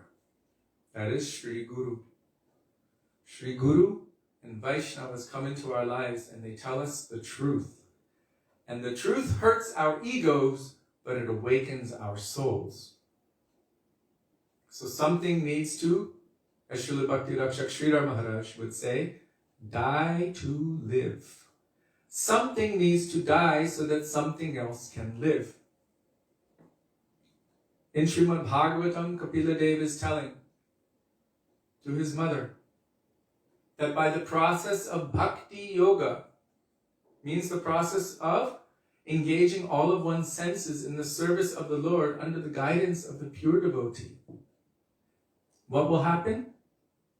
The subtle body made of mind, intelligence, and false ego, false identity, false conception of oneself, this will begin to starve because we're giving priority to Krishna instead of this mind, body, ego, and everything else. Gradually, it will begin to starve. In the same way as one puts food into their stomach and the acids of the stomach digest that food. In other words, change it completely. In the same way that that happens, so by the process of bhakti yoga, then all of this falsity, this maya, will gradually disintegrate. And we will be left with what? Only our pure souls in our pure relationship with Krishna under the guidance of the pure devotee. So associating with pure devotees, this is the most essential thing. Sri Chaitanya Charitamrita says, Krishna prema janme tenho puna mukya anga. Even after the attainment of Krishna prema, which is perfection, still the most essential thing is the association of the pure devotees of Krishna. So today, we have the opportunity to remember. I know I didn't speak much about him, but I've read about him and also from the Acharyas, and they speak on these particular subjects, glorifying Vaishnavas and their potency. So, on this day, we have received the grace to be able to remember and glorify such a great personality as Srila Bhakti Jivan Janardhan Goswami Maharaj. One other thing, he was present in that amazing conversation which took place on the Svarup of the Jiva. In our Gurudev's Acharya Keshari, glorifying his own Param Gurudev, Srila Bhakti Pragyan Keshav Goswami Maharaj. And there's a chapter called Shri Gurudev and the Svarup of the Jiva. And so many stalwart Vaishnavas were present in that conversation. Disciples of Srila Bhakti Siddhanta Saraswati Thakur, Prabhupada. Srila Gurudev said, you cannot imagine the level of their qualification, how high it was. You cannot imagine. And one of those prominent personalities who were present was Srila Bhakti Jivan Janardhan Goswami Maharaj.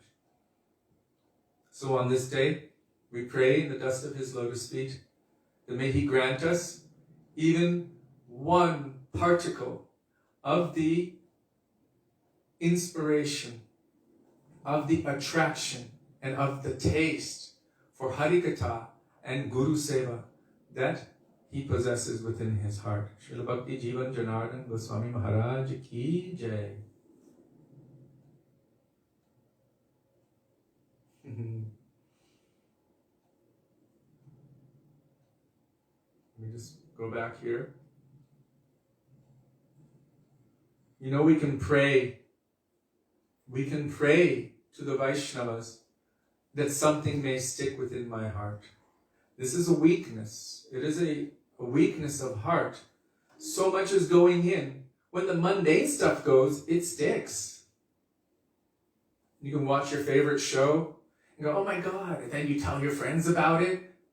A week later or 2 weeks later, in detail. And then you hear Harikatha. Something is capable of sticking. It just depends on our inclination toward that subject matter.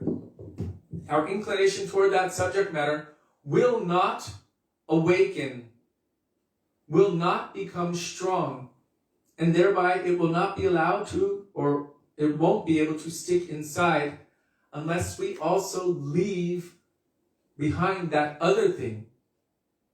If we're trying to take both tastes in at the same time, it won't have the proper effect. I'm going to tell you a quick story. Woo, story. There was once a very, very unhealthy man. He was so unhealthy from his diet. He had diabetes, he had heart disease, he was extremely overweight, very, very sick. And so he went to the doctor and said, Doctor, please help me. I feel like I'm going to die. The doctor took one look at him and said, oh my God. Well, first thing you're going to have to do is adjust your diet. He said, okay, what do I do? The doctor said, you should take all whole grains, fresh fruits, all natural greens and steamed vegetables and salads and good stuff. And then come back to me in 1 month. The doctor wasn't even going to look at him until he made a change in his life. So this man went home. He came back 1 month later, even more obese, more unhealthy. His heart was just about to stop. Diabetes was through the roof. Means it was just the numbers were so high. And he said, "Doctor, what's wrong?" And the doctor took a look at him and thought, "My God, what happened to you? Did you follow the diet I gave you?" He said, Yeah. You took all the fresh fruit and the greens and the steamed vegetables and salads and all of this. Yes, I did everything. You did everything? Yes, everything. The doctor said, "Oh my God. Did you give up what you were taking before? All of that fried food and all of those sweets and all of that, processed foods and all of that garbage that you were eating?" No, I just added your diet on top of my previous diet. The doctor said, Baba. This is like us. We come to Guru, we come to Vaishnavas, we say, "Please, give me your mercy, Gurudev, give me your mercy." And Gurudev gives Harikatha and so much.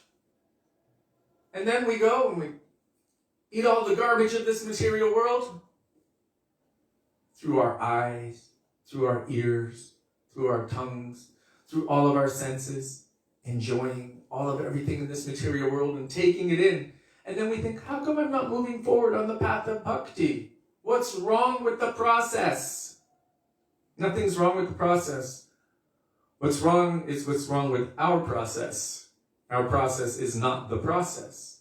We are not applying what Sri Guru and the Vaishnavas and Shastras are telling us. We are mixing. And that mixing can actually be quite detrimental. That does not mean that we should not do those things. It means we should also try to give up these things. It's a gradual process.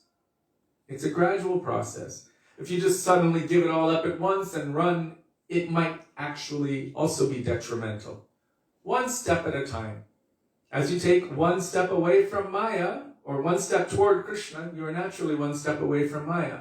But if you have 2 feet in 2 boats, you've got your balance of Maya and your balance of Krishna, you will find that you won't really move anywhere. You just kind of will be there.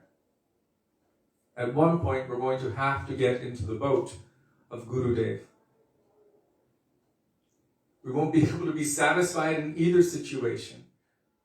We won't be satisfied in the Maya, and we won't be satisfied in Krishna consciousness.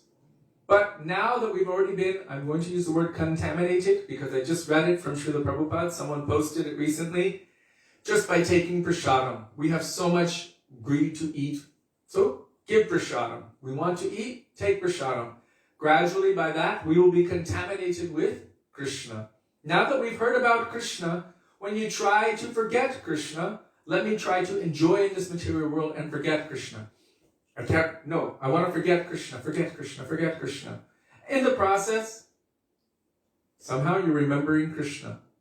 So already it's too late. Might as well just join the club fully. Jump on the boat of Krishna, jump on the boat of Gurudev. He's our captain. He will give us nice prasadam. He will give us nice music. He will give us so much sweet harikatha. He will give us such good association and keep us very busy. And all in the same time, we will be making rapid progress toward our ultimate goal, by which we will be happy forever.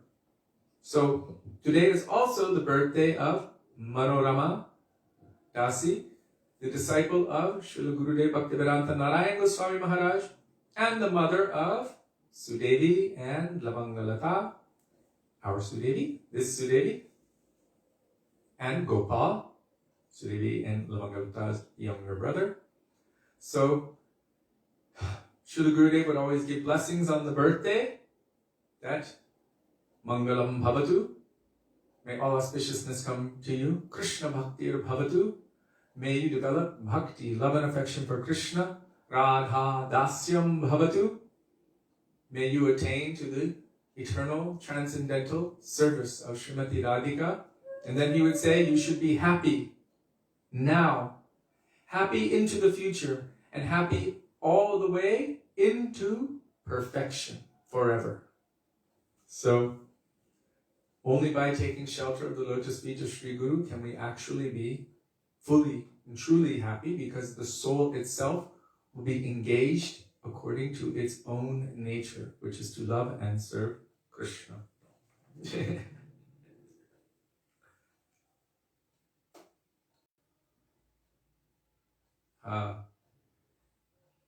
Why are we talking about blute? I remember that word. I was 8 years old when I asked my mother, what is blute? Because we kept hearing this word. And supposedly Srila Prabhupada said it's the sound of any jiva coming into this material world. But I couldn't quite understand or grasp the idea, and she was making cupcakes in the oven at the time, and they all kind of overflowed and just kind of turned to mush, like just all over the pan. And she brought me to the oven. She said, you know what a normal cupcake's supposed to look like? I said, yeah. She said, you see these? I said, yeah. She said, that's blute. I said, okay, I got it. So it was a term that we commonly used when we were young. Any devotee who would leave the path of bhakti, they were blute. Any devotee who was... Or if the cake fails. Or if the cake fails. Or if a cake fails. Any devotee who was only coming to the temple once a month, or maybe showing up at Rath Yatra or Janmashtami, but otherwise never seen otherwise, were labeled as those who are on the fringes, and the name was fringy. So, okay. In this age, mothers do not even like disciplining their children. We are too soft. And it's difficult to take discipline ourselves. Yes, it's true. Even Mother Yashoda held a stick up and chased her son for his benefit. This is coming right from the top, from the Leela of the Lord. So there is a natural discipline which is necessary. If any child speaks up, talks back, or says anything derogatory to their parent, there should be some discipline. Otherwise, it won't teach the child anything. So, unfortunately, some people take it too far the other way, and that's not good either. Mother Yashoda didn't hit Krishna with it. When she saw how afraid he was, immediately she put it down. But she still disciplined him. She bound him to the grinding mortar.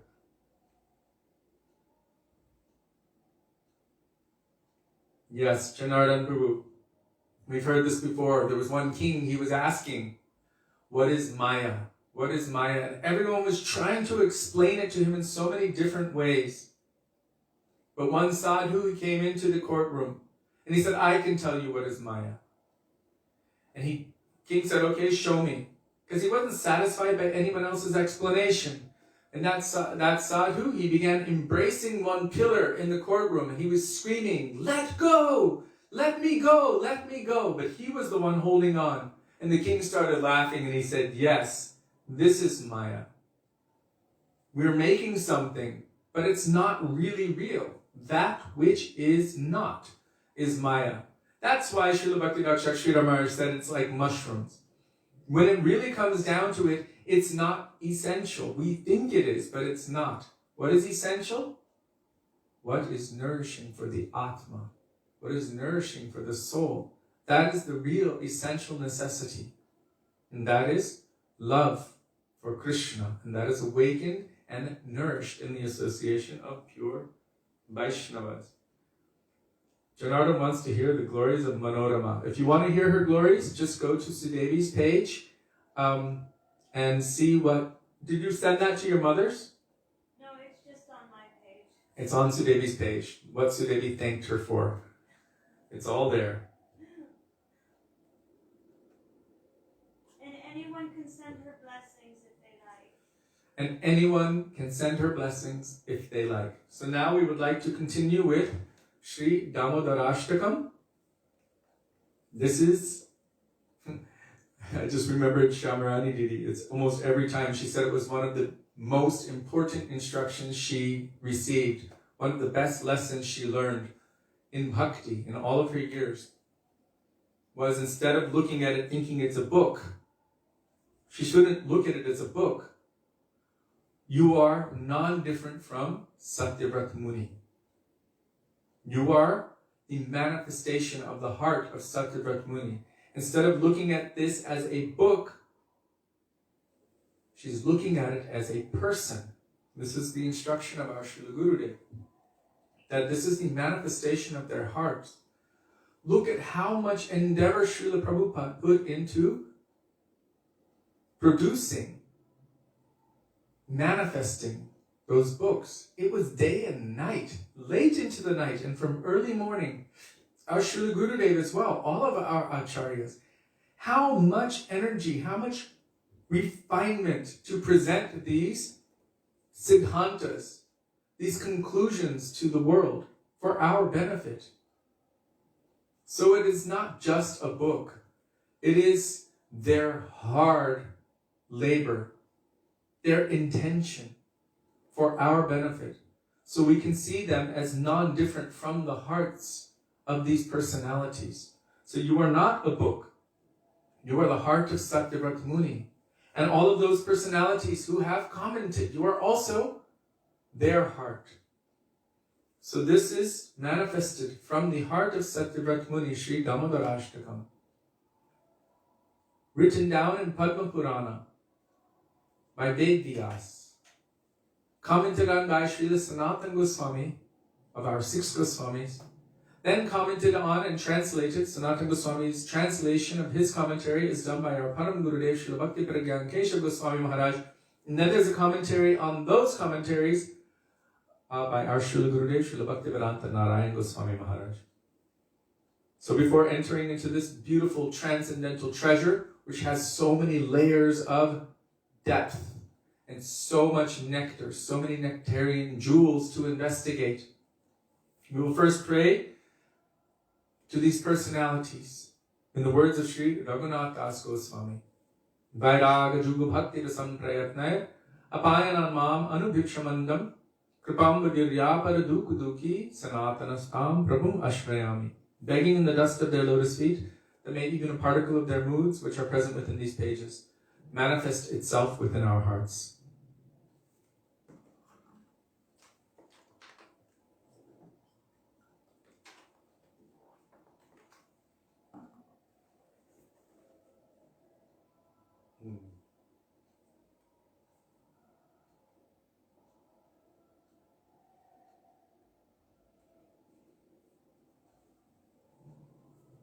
So we're still on verse 3. Our Srila Gurudev, Srila Bhaktivedānta Nārāyaṇa Gosvami Mahārāja is giving his commentary now, and it is full of so many beautiful, sweet childhood pastimes of Krishna. So before reading, we will chant again this verse 3. Iti triksvalila bhirananda kunde swagosham nimajantam akyapayantam tadiyeshita jeshu bhaktarjitatvam Puna prematastam shvatavritti vande Namamishwaram sachidananda rupam Lasat kundalam gokule brajamanam. So, yesterday we were reading from our Srila Gurudev, and he was speaking about Phal Bikreni, the fruit seller.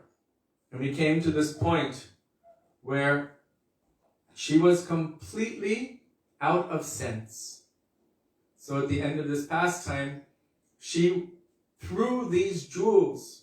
Krishna had filled her basket with so many valuable treasures of this world.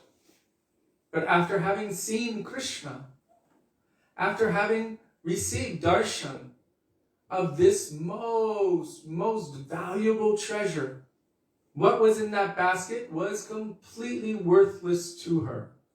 And so examples were given.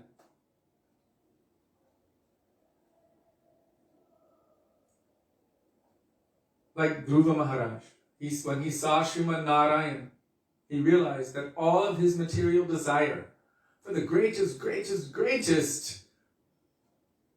thing that anyone in this material world could ever attain amounted to absolutely nothing, like broken glass in the presence of the most valuable diamond, or the husk of rice. You can't eat that or do anything with it. That's the part they discard. And he realized that my desires were useless, nothing compared to this most valuable treasure.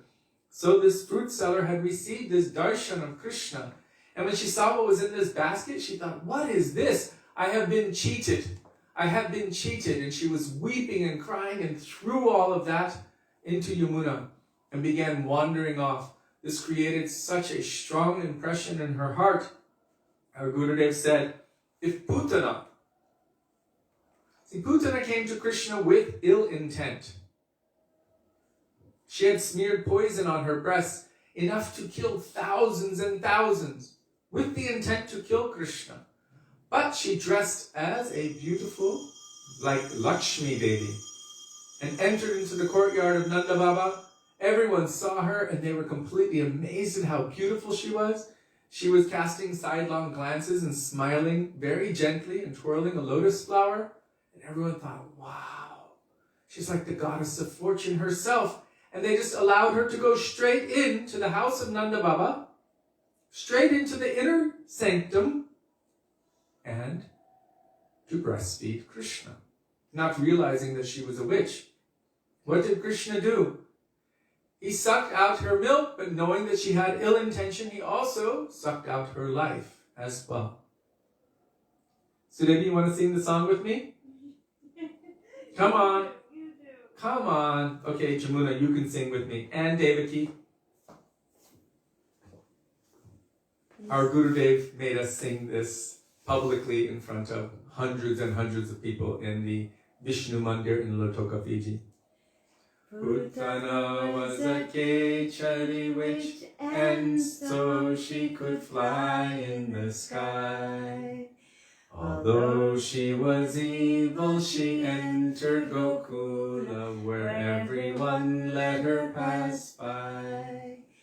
Because of her smiling beauty and the lotus in her hand, Yashoda and Rohini thought that the goddess of fortune had come. Putana was a sword in a decorated case, because of the poison upon her breast.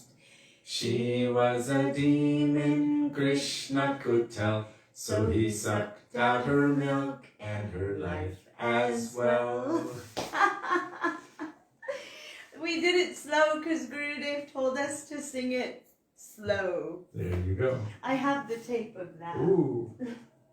Did we provide that too? No, we didn't. Oh. We actually have a tape, a recording of that. So, Putana came in the guise of a mother, but with ill intent. But because she came as a mother, dressed as a mother, and offered her breast to Krishna, her milk to Krishna, Krishna gave her an eternal position in Goloka Vrindavan as a nursemaid for Krishna. When Pundarik Vidyanidhi heard this is the Guru of Gadadhar Pandit.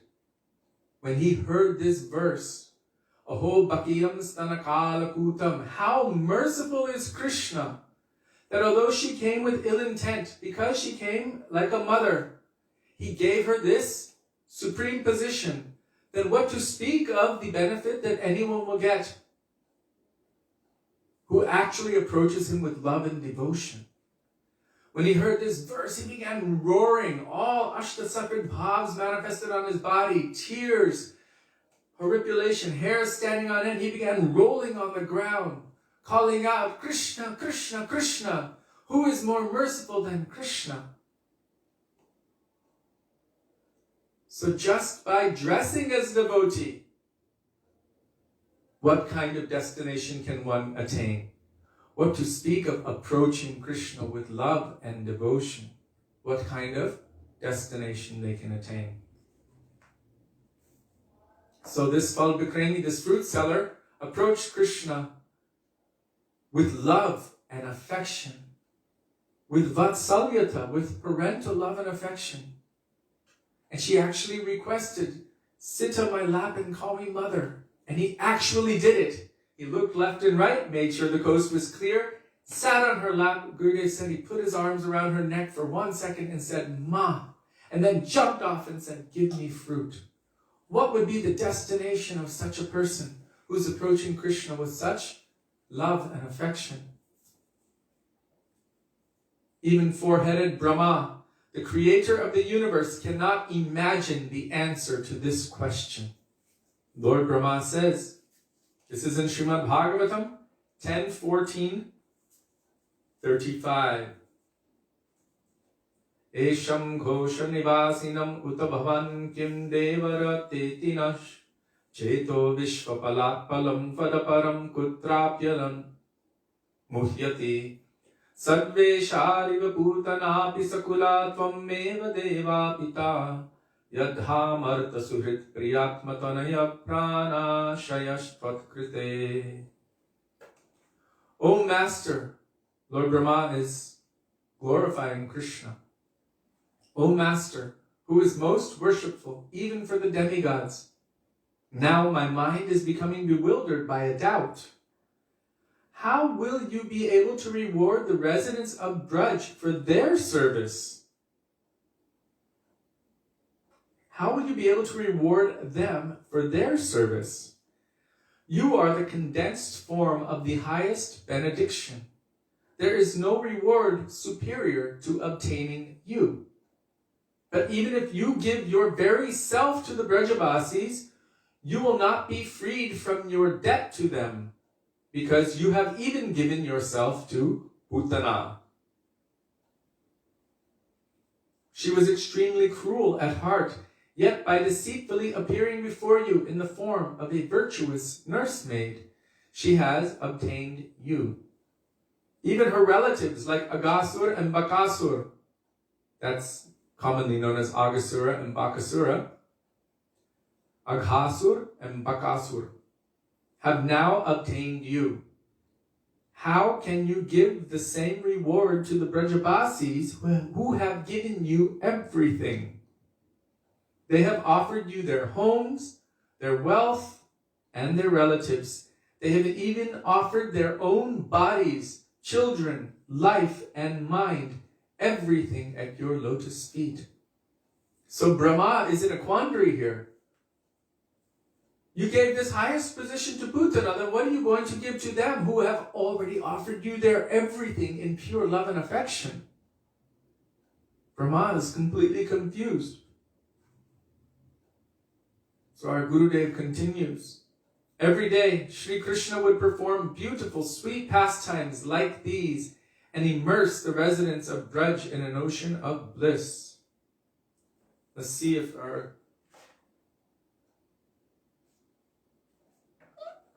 we can only imagine.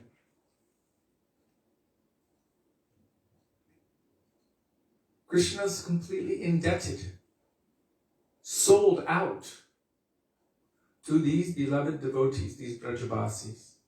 If he's going to give Putana that high position in Goloka Vrindavan, it is said she attained a position in Goloka Vrindavan, not necessarily in the inner sanctums of Braj. There's Gokul, and then there's Goloka Vrindavan. But still, what a high position she has attained.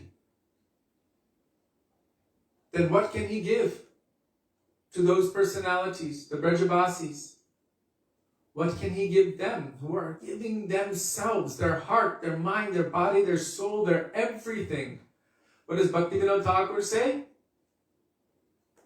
Manasa deho geho jo kichumor ar pilu tua pale nanda kishor. I have given everything, my mind, body, family, everything I'm surrendering at your lotus feet. O Nanda Kishore, O son of Krishna. Arpilu tua pade, at your lotus feet. What can he give them? He can only give them his very self. There's nothing else. Brahma is completely confused here. So he becomes completely sold out. That is why in the previous verses we heard, where is that?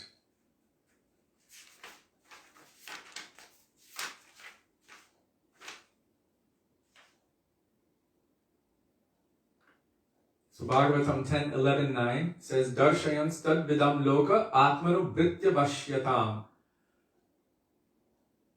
Sri Krishna is showing that he only remains under the full control of his loving devotees. And then before that, from Bhagavatam 10:11-7, Udgayati kvachin mugdas tad vasho daru yantravat. Enchanted by them, he became like a wooden puppet in their hands. Simply a plaything in the hands of the gopis. So Krishna himself becomes completely controlled by their love and affection. There are those who know Krishna as the Supreme Personality of Godhead and the controller of all others. They know him as the possessor of all potencies, as the causeless, original cause of all other causes, as the Supreme Being who has no equal, what to speak of a superior, and as he who makes the impossible possible. It's like these verses we chant. Ishvaraha paramaha krishnaha satchidananda vigraha anadir adir govinda sarvakarana karana. Ishvara parama means the supreme controller. Anadir, without any origin. Adi, he is the original. Sarvakarana karana, the prime cause of all causes. Advaitam, Achyutam, Anadim, Anantarupam, Adyam, Purana, Purusham, Navayovanamcha. All of these glorifications are there. Aghata Ghatanapatiyasi Shakti. He is that person who makes the impossible possible. Yet, by these beautiful pastimes, Krishna is showing such knowledgeable personalities that he can only be controlled by bhakti. What kind of bhakti can control him? The four Kumaras, Dhruva, Prahlad Maharaj, Sri Narad, Sri Udhava, and the Yadavas, as well as many others, all have some form of bhakti. But their bhakti can never control him. Aishvarya Shitila Preme Nahi Mor Prita. This is from Sri Chaitanya Charitamrita, Adi 3:16. Aishvarya Shitila Preme Nahi Mor Prita. I am not pleased by love that is weakened by awe and reverence. You can read it there in the translation. Jiva Pavana Prabhu, can you post that verse? Adi Lila 3:16. Thank you. He said, I'm not at all attracted or controlled by love that is made weak or feeble by this knowledge or awareness of my Aishvarya Gyan, by bhakti which is rendered out of awe and reverence and fear of me. This is, he said, it is devotion which is made weak, it is weakened by these conceptions. This does not control me. But those who have pure, spontaneous, loving affection for me, he said, even if they treat me harshly, even if they call me names, oh, that is so sweet, Alampachor, this and that. Mother Yashoda says to him, oh, Bandar Bandhu, you're the friend of a monkey. You're a monkey's friend. I know you, you thief. She's calling him like this. The gopis are calling him a cheater. They're mocking him even. Because in their relationship with Krishna, they don't have this position that they're his wife, therefore they have to be peaceful, shanti, smiling, submissive, or anything like that. Parakiya doesn't have that. They don't have this relationship with him. In fact, technically, the gopis are slightly in a superior position in terms of familial relationships than Krishna. So they can even talk down to him sometimes. And that's their relationship. And this pleases Krishna infinitely more than all of these flowery words of the Vedas glorifying him. And you can also bring it in a material scenario in essence. If you look at anyone, I'll just give you us as an example. There are people who will kind of glorify us. Oh, you're so this, you're so that, you're so... Oh, you're so, you know... And Sudevi and I just look at each other going, She sees, she knows a different me than they're seeing. She knows a different me. And our best friends and our own family members, they know us differently than others might see us. For Krishna, so many people will be offering all these prayers and everything, and it's nice, it's good and whatever, but his own family, they can treat him a different way. His own intimate, dear most beloveds can treat him differently. And even their harsh chastisement is so much more pleasing to his heart than all of these flowery words and prayers from those who don't really know his heart. You are this, you are so wonderful, you are so great. But his mother's chasing him with a stick and calling him a Bandar Bandhu, friend of monkeys. I'm going to teach you a lesson today. His heart feels so much pleasure by this. And by his friends wrestling with him, calling him names. You should hear how these little Brajbasi kids talk to each other. Woo! Wow. Anyhow, it doesn't make them not love each other. They're like cutting, and then you see them walking down the street with their arm around each other and just playing any games. And the next moment, I can't speak to them like that, but they can do it with each other. And they find it to be so pleasing to their hearts. And those gopis, they can also say something. Lampato, cheater, Yavachi. They can call Krishna all sorts of names and chastise him and walk away from him. And but the way that they are speaking to him, this creates so much pleasure in his heart. Okay, so Jiva Pavana Prabhu posted that verse. Aishvarya Jnanete Sabajagat Mishrita Aishvarya Shitila Prema Nahi Mora Prita. Knowing my opulences, the whole world looks upon me with awe and veneration. But devotion made feeble by such reverence does not attract me. Who knew? That verse was in Chaitanya Charitamrita all of these years. It's still there. And Krishna himself is saying that. It doesn't attract me. Who would have known? Our Srila Gurudev just opened it up and said, look, it's there. I'm not giving anything new. Prabhupada gave everything. Look, it's there. Look here, look here, look here. Boom, just shining the light on all of this. So beautiful and so powerful. So I request that you do some homework and read this purport that Jiva Pavana Prabhu has also posted on this same verse. Homework. So what kind of bhakti can control Krishna? Devotees who have reverential love for him stand before him and with folded hands offer him prayers.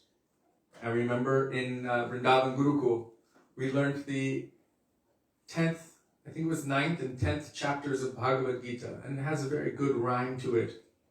So we pretty much, we had 5 minutes to memorize the shlok and 5 minutes to memorize the translation. But I remember speaking, reciting all of this, all of these different prayers. When Arjuna saw the universal form, what prayers came out. He had his hands folded. He said, Prasida Devesha Jagannivasa. He was glorifying the supreme absolute truth with so many prayers. And he was begging forgiveness. Please, my Lord, forgive me for treating you so familiarly, in such a familiar way, where I would embrace you and we would eat off the same plate and we would joke with one another. I'm so sorry, please forgive me. You are the supreme Lord of everything. So upon showing this universal form to Arjuna, this natural spontaneous relationship that he had with Krishna took on a different form.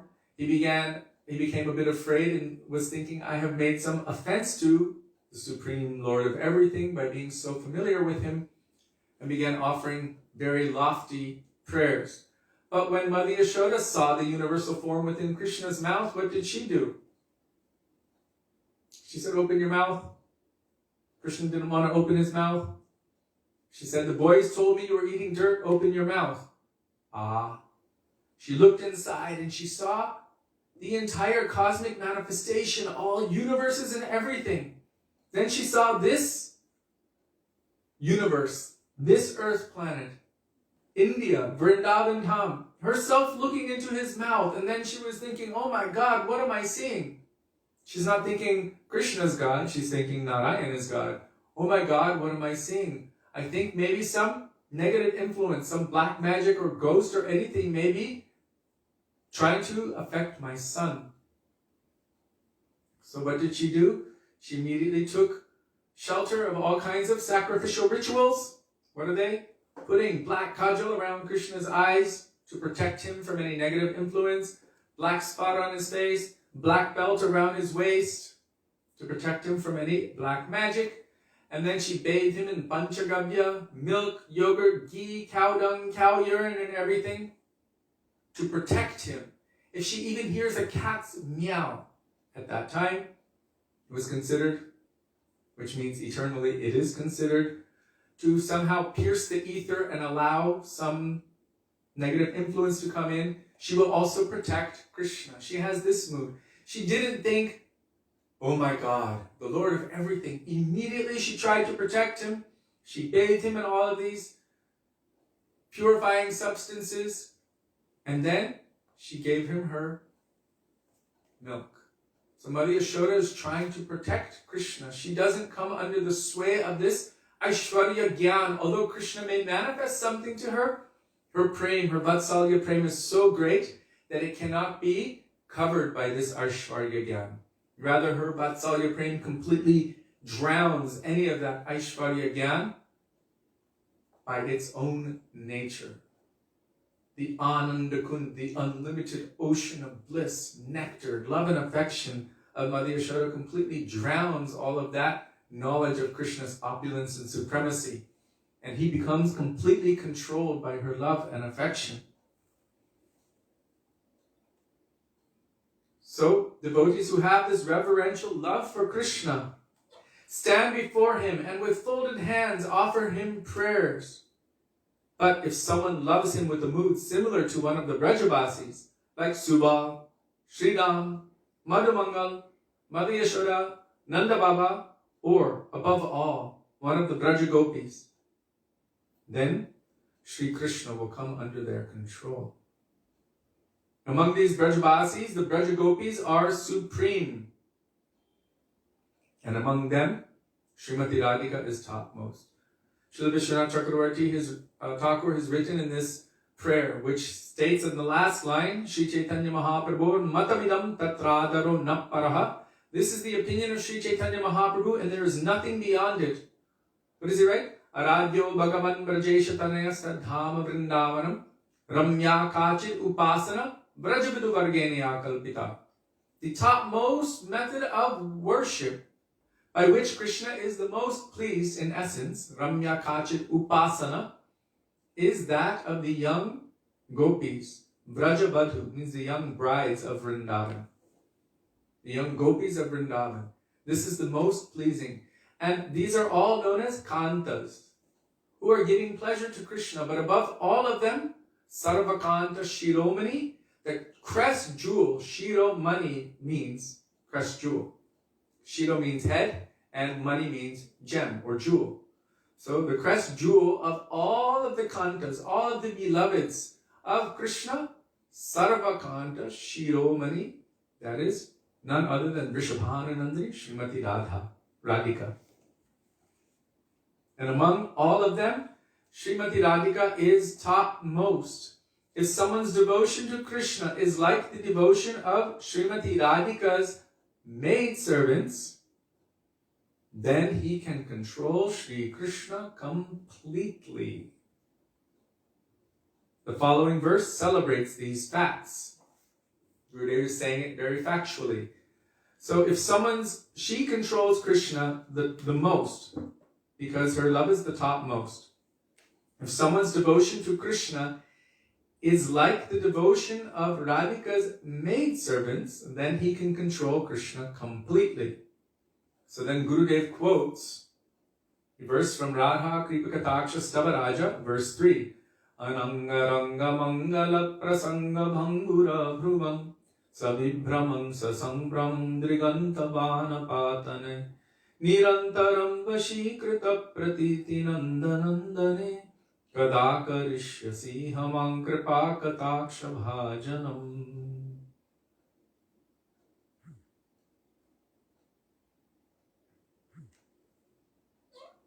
So I just want to qualify that statement of Srila Gurudev before I go into this. What? Time. Oh my God. Time flies so fast when you're having fun. Okay. So Gurudev said something interesting here. Krishna can become completely controlled by the maidservants of Srimati Radhika. And this is confirmed by Srila Bhaktivedānta Thakur in that bhajan. Let me just find it.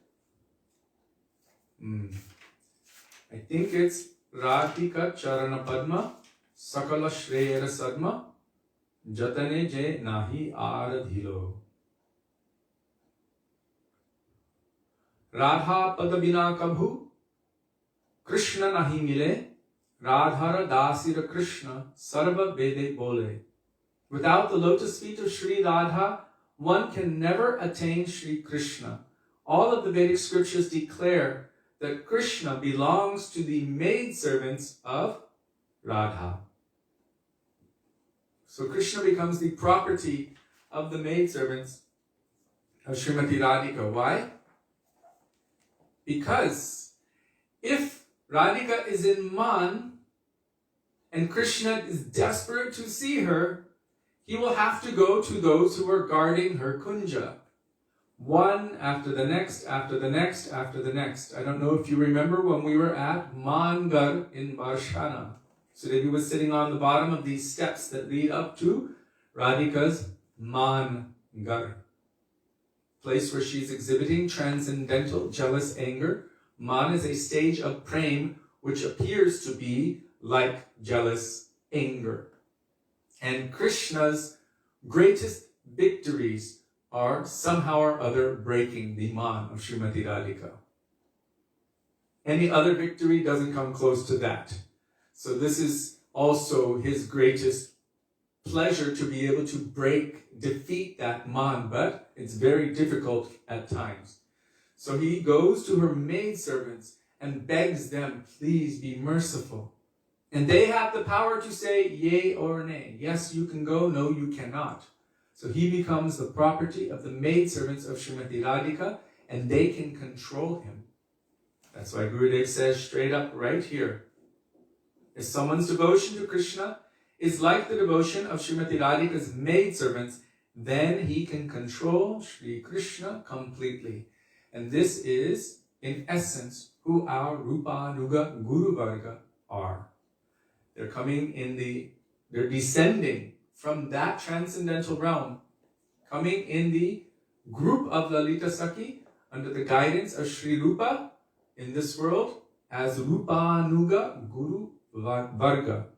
That means following the moods, the sentiments, the practice of Rupa Gosvāmī here on this sadhak plane, and internally in their transcendental forms within Radha Krishna Lila, serving Sri Radha and Krishna in the similar form and in the same mood that Sri Rupa Manjari is serving Radha and Krishna in. So they have the power to fully control Krishna. So I just read this verse, so I'll just read the translation. I sung this verse, Anangaranga Mangala. So we'll read the translation and then we must end after this. O Sarveshwari, mistress of all controllers, Radhika, on the stage of amorous sport, in the course of an auspicious discussion, you express amazement by curving your eyebrows like bows, and then suddenly firing the arrows of your sidelong glances, piercing the son of Sri Nanda with amorous delusion and bringing him under your perpetual control. When will you make me the recipient of your merciful sidelong glance? So she has completely defeated Sri Nandanandan Krishna.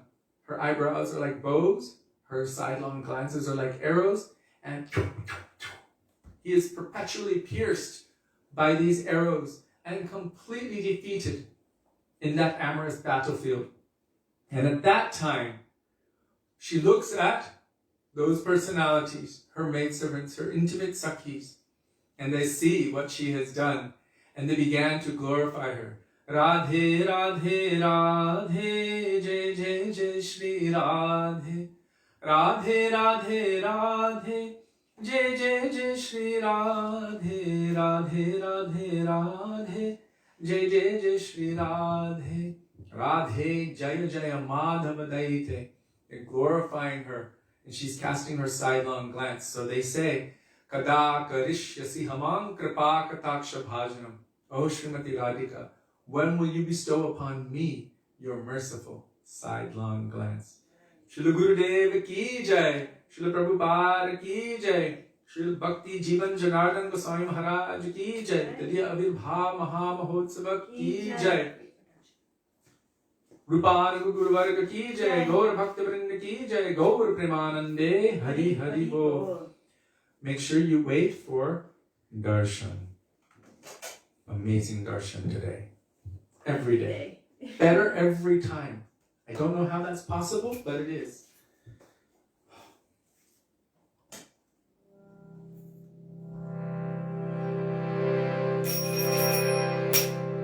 Hare Krishna, Hare Krishna, Krishna Krishna, Hare Hare.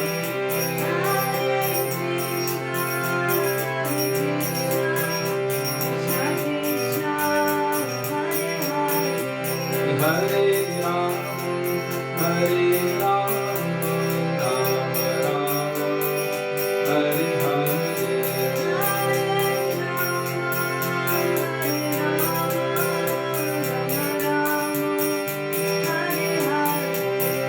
Krishna, Hare Krishna, Krishna Krishna, Hare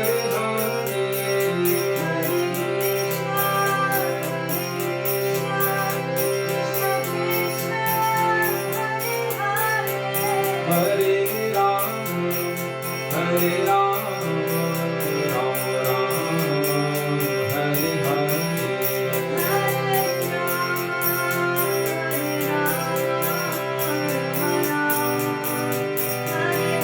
Nitai Gaur Hari Bol, Hari Bol, Hari Bol, Gaur Hari Bol.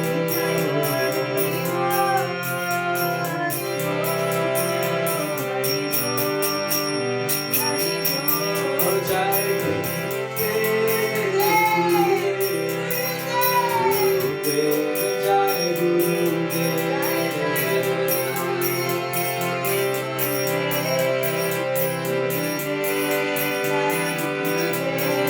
Jai Prabhupada, Prabhupada, Prabhupada, Jai Prabhupada.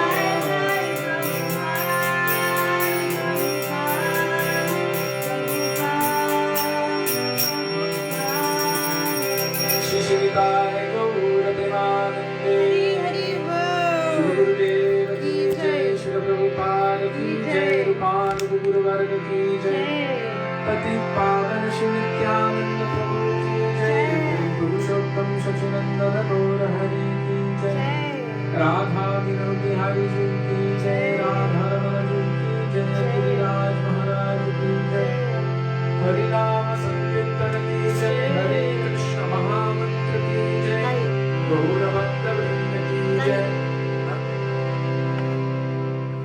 Shri Bhakti Jivan Janardana Gosvāmī Mahārāja ki jai. Nitai Gaura Premanande, Hari Hari Bol.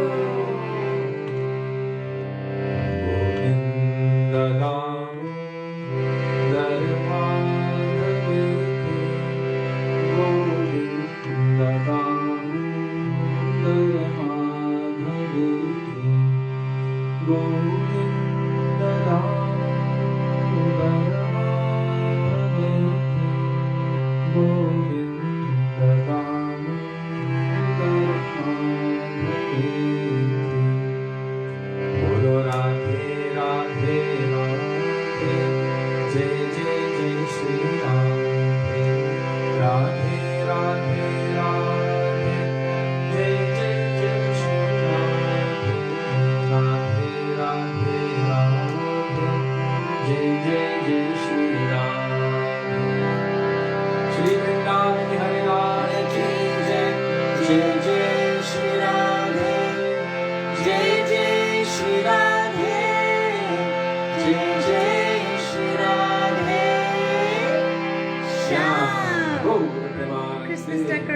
hands.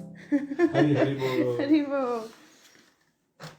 So thank you all very much for being with us today and giving us the opportunity to remember the beautiful teachings of our Gurudev and our Guru Varga, and especially on this day for giving us the opportunity to endeavor to remember something about Śrīla Bhakti Jivan Janardhan Gosvāmī Mahārāja, whose appearance day we celebrate today, and also Sudevi's mother, whose birthday we celebrate today. Also, I just want to express that we are indebted. We feel hopelessly indebted to each and every one of you for daily giving us the opportunity to do our Guru Seva. For us, this is our life and soul. This is the order of our Gurudev. Even he said when he's no longer physically present, no longer on this sphere, he wanted us to continue to do this. So by giving us this opportunity, we cannot express our gratitude enough. We look forward to being with all of you tomorrow. Dandavat Pranam. Dandavat Hare Pranam. Krishna. Hare Radhe Krishna. Radhe. Radhe Radha Radhe. Hari Ki Jai. Jai. Shri Satyanandana Gaura Hari Ki Jai.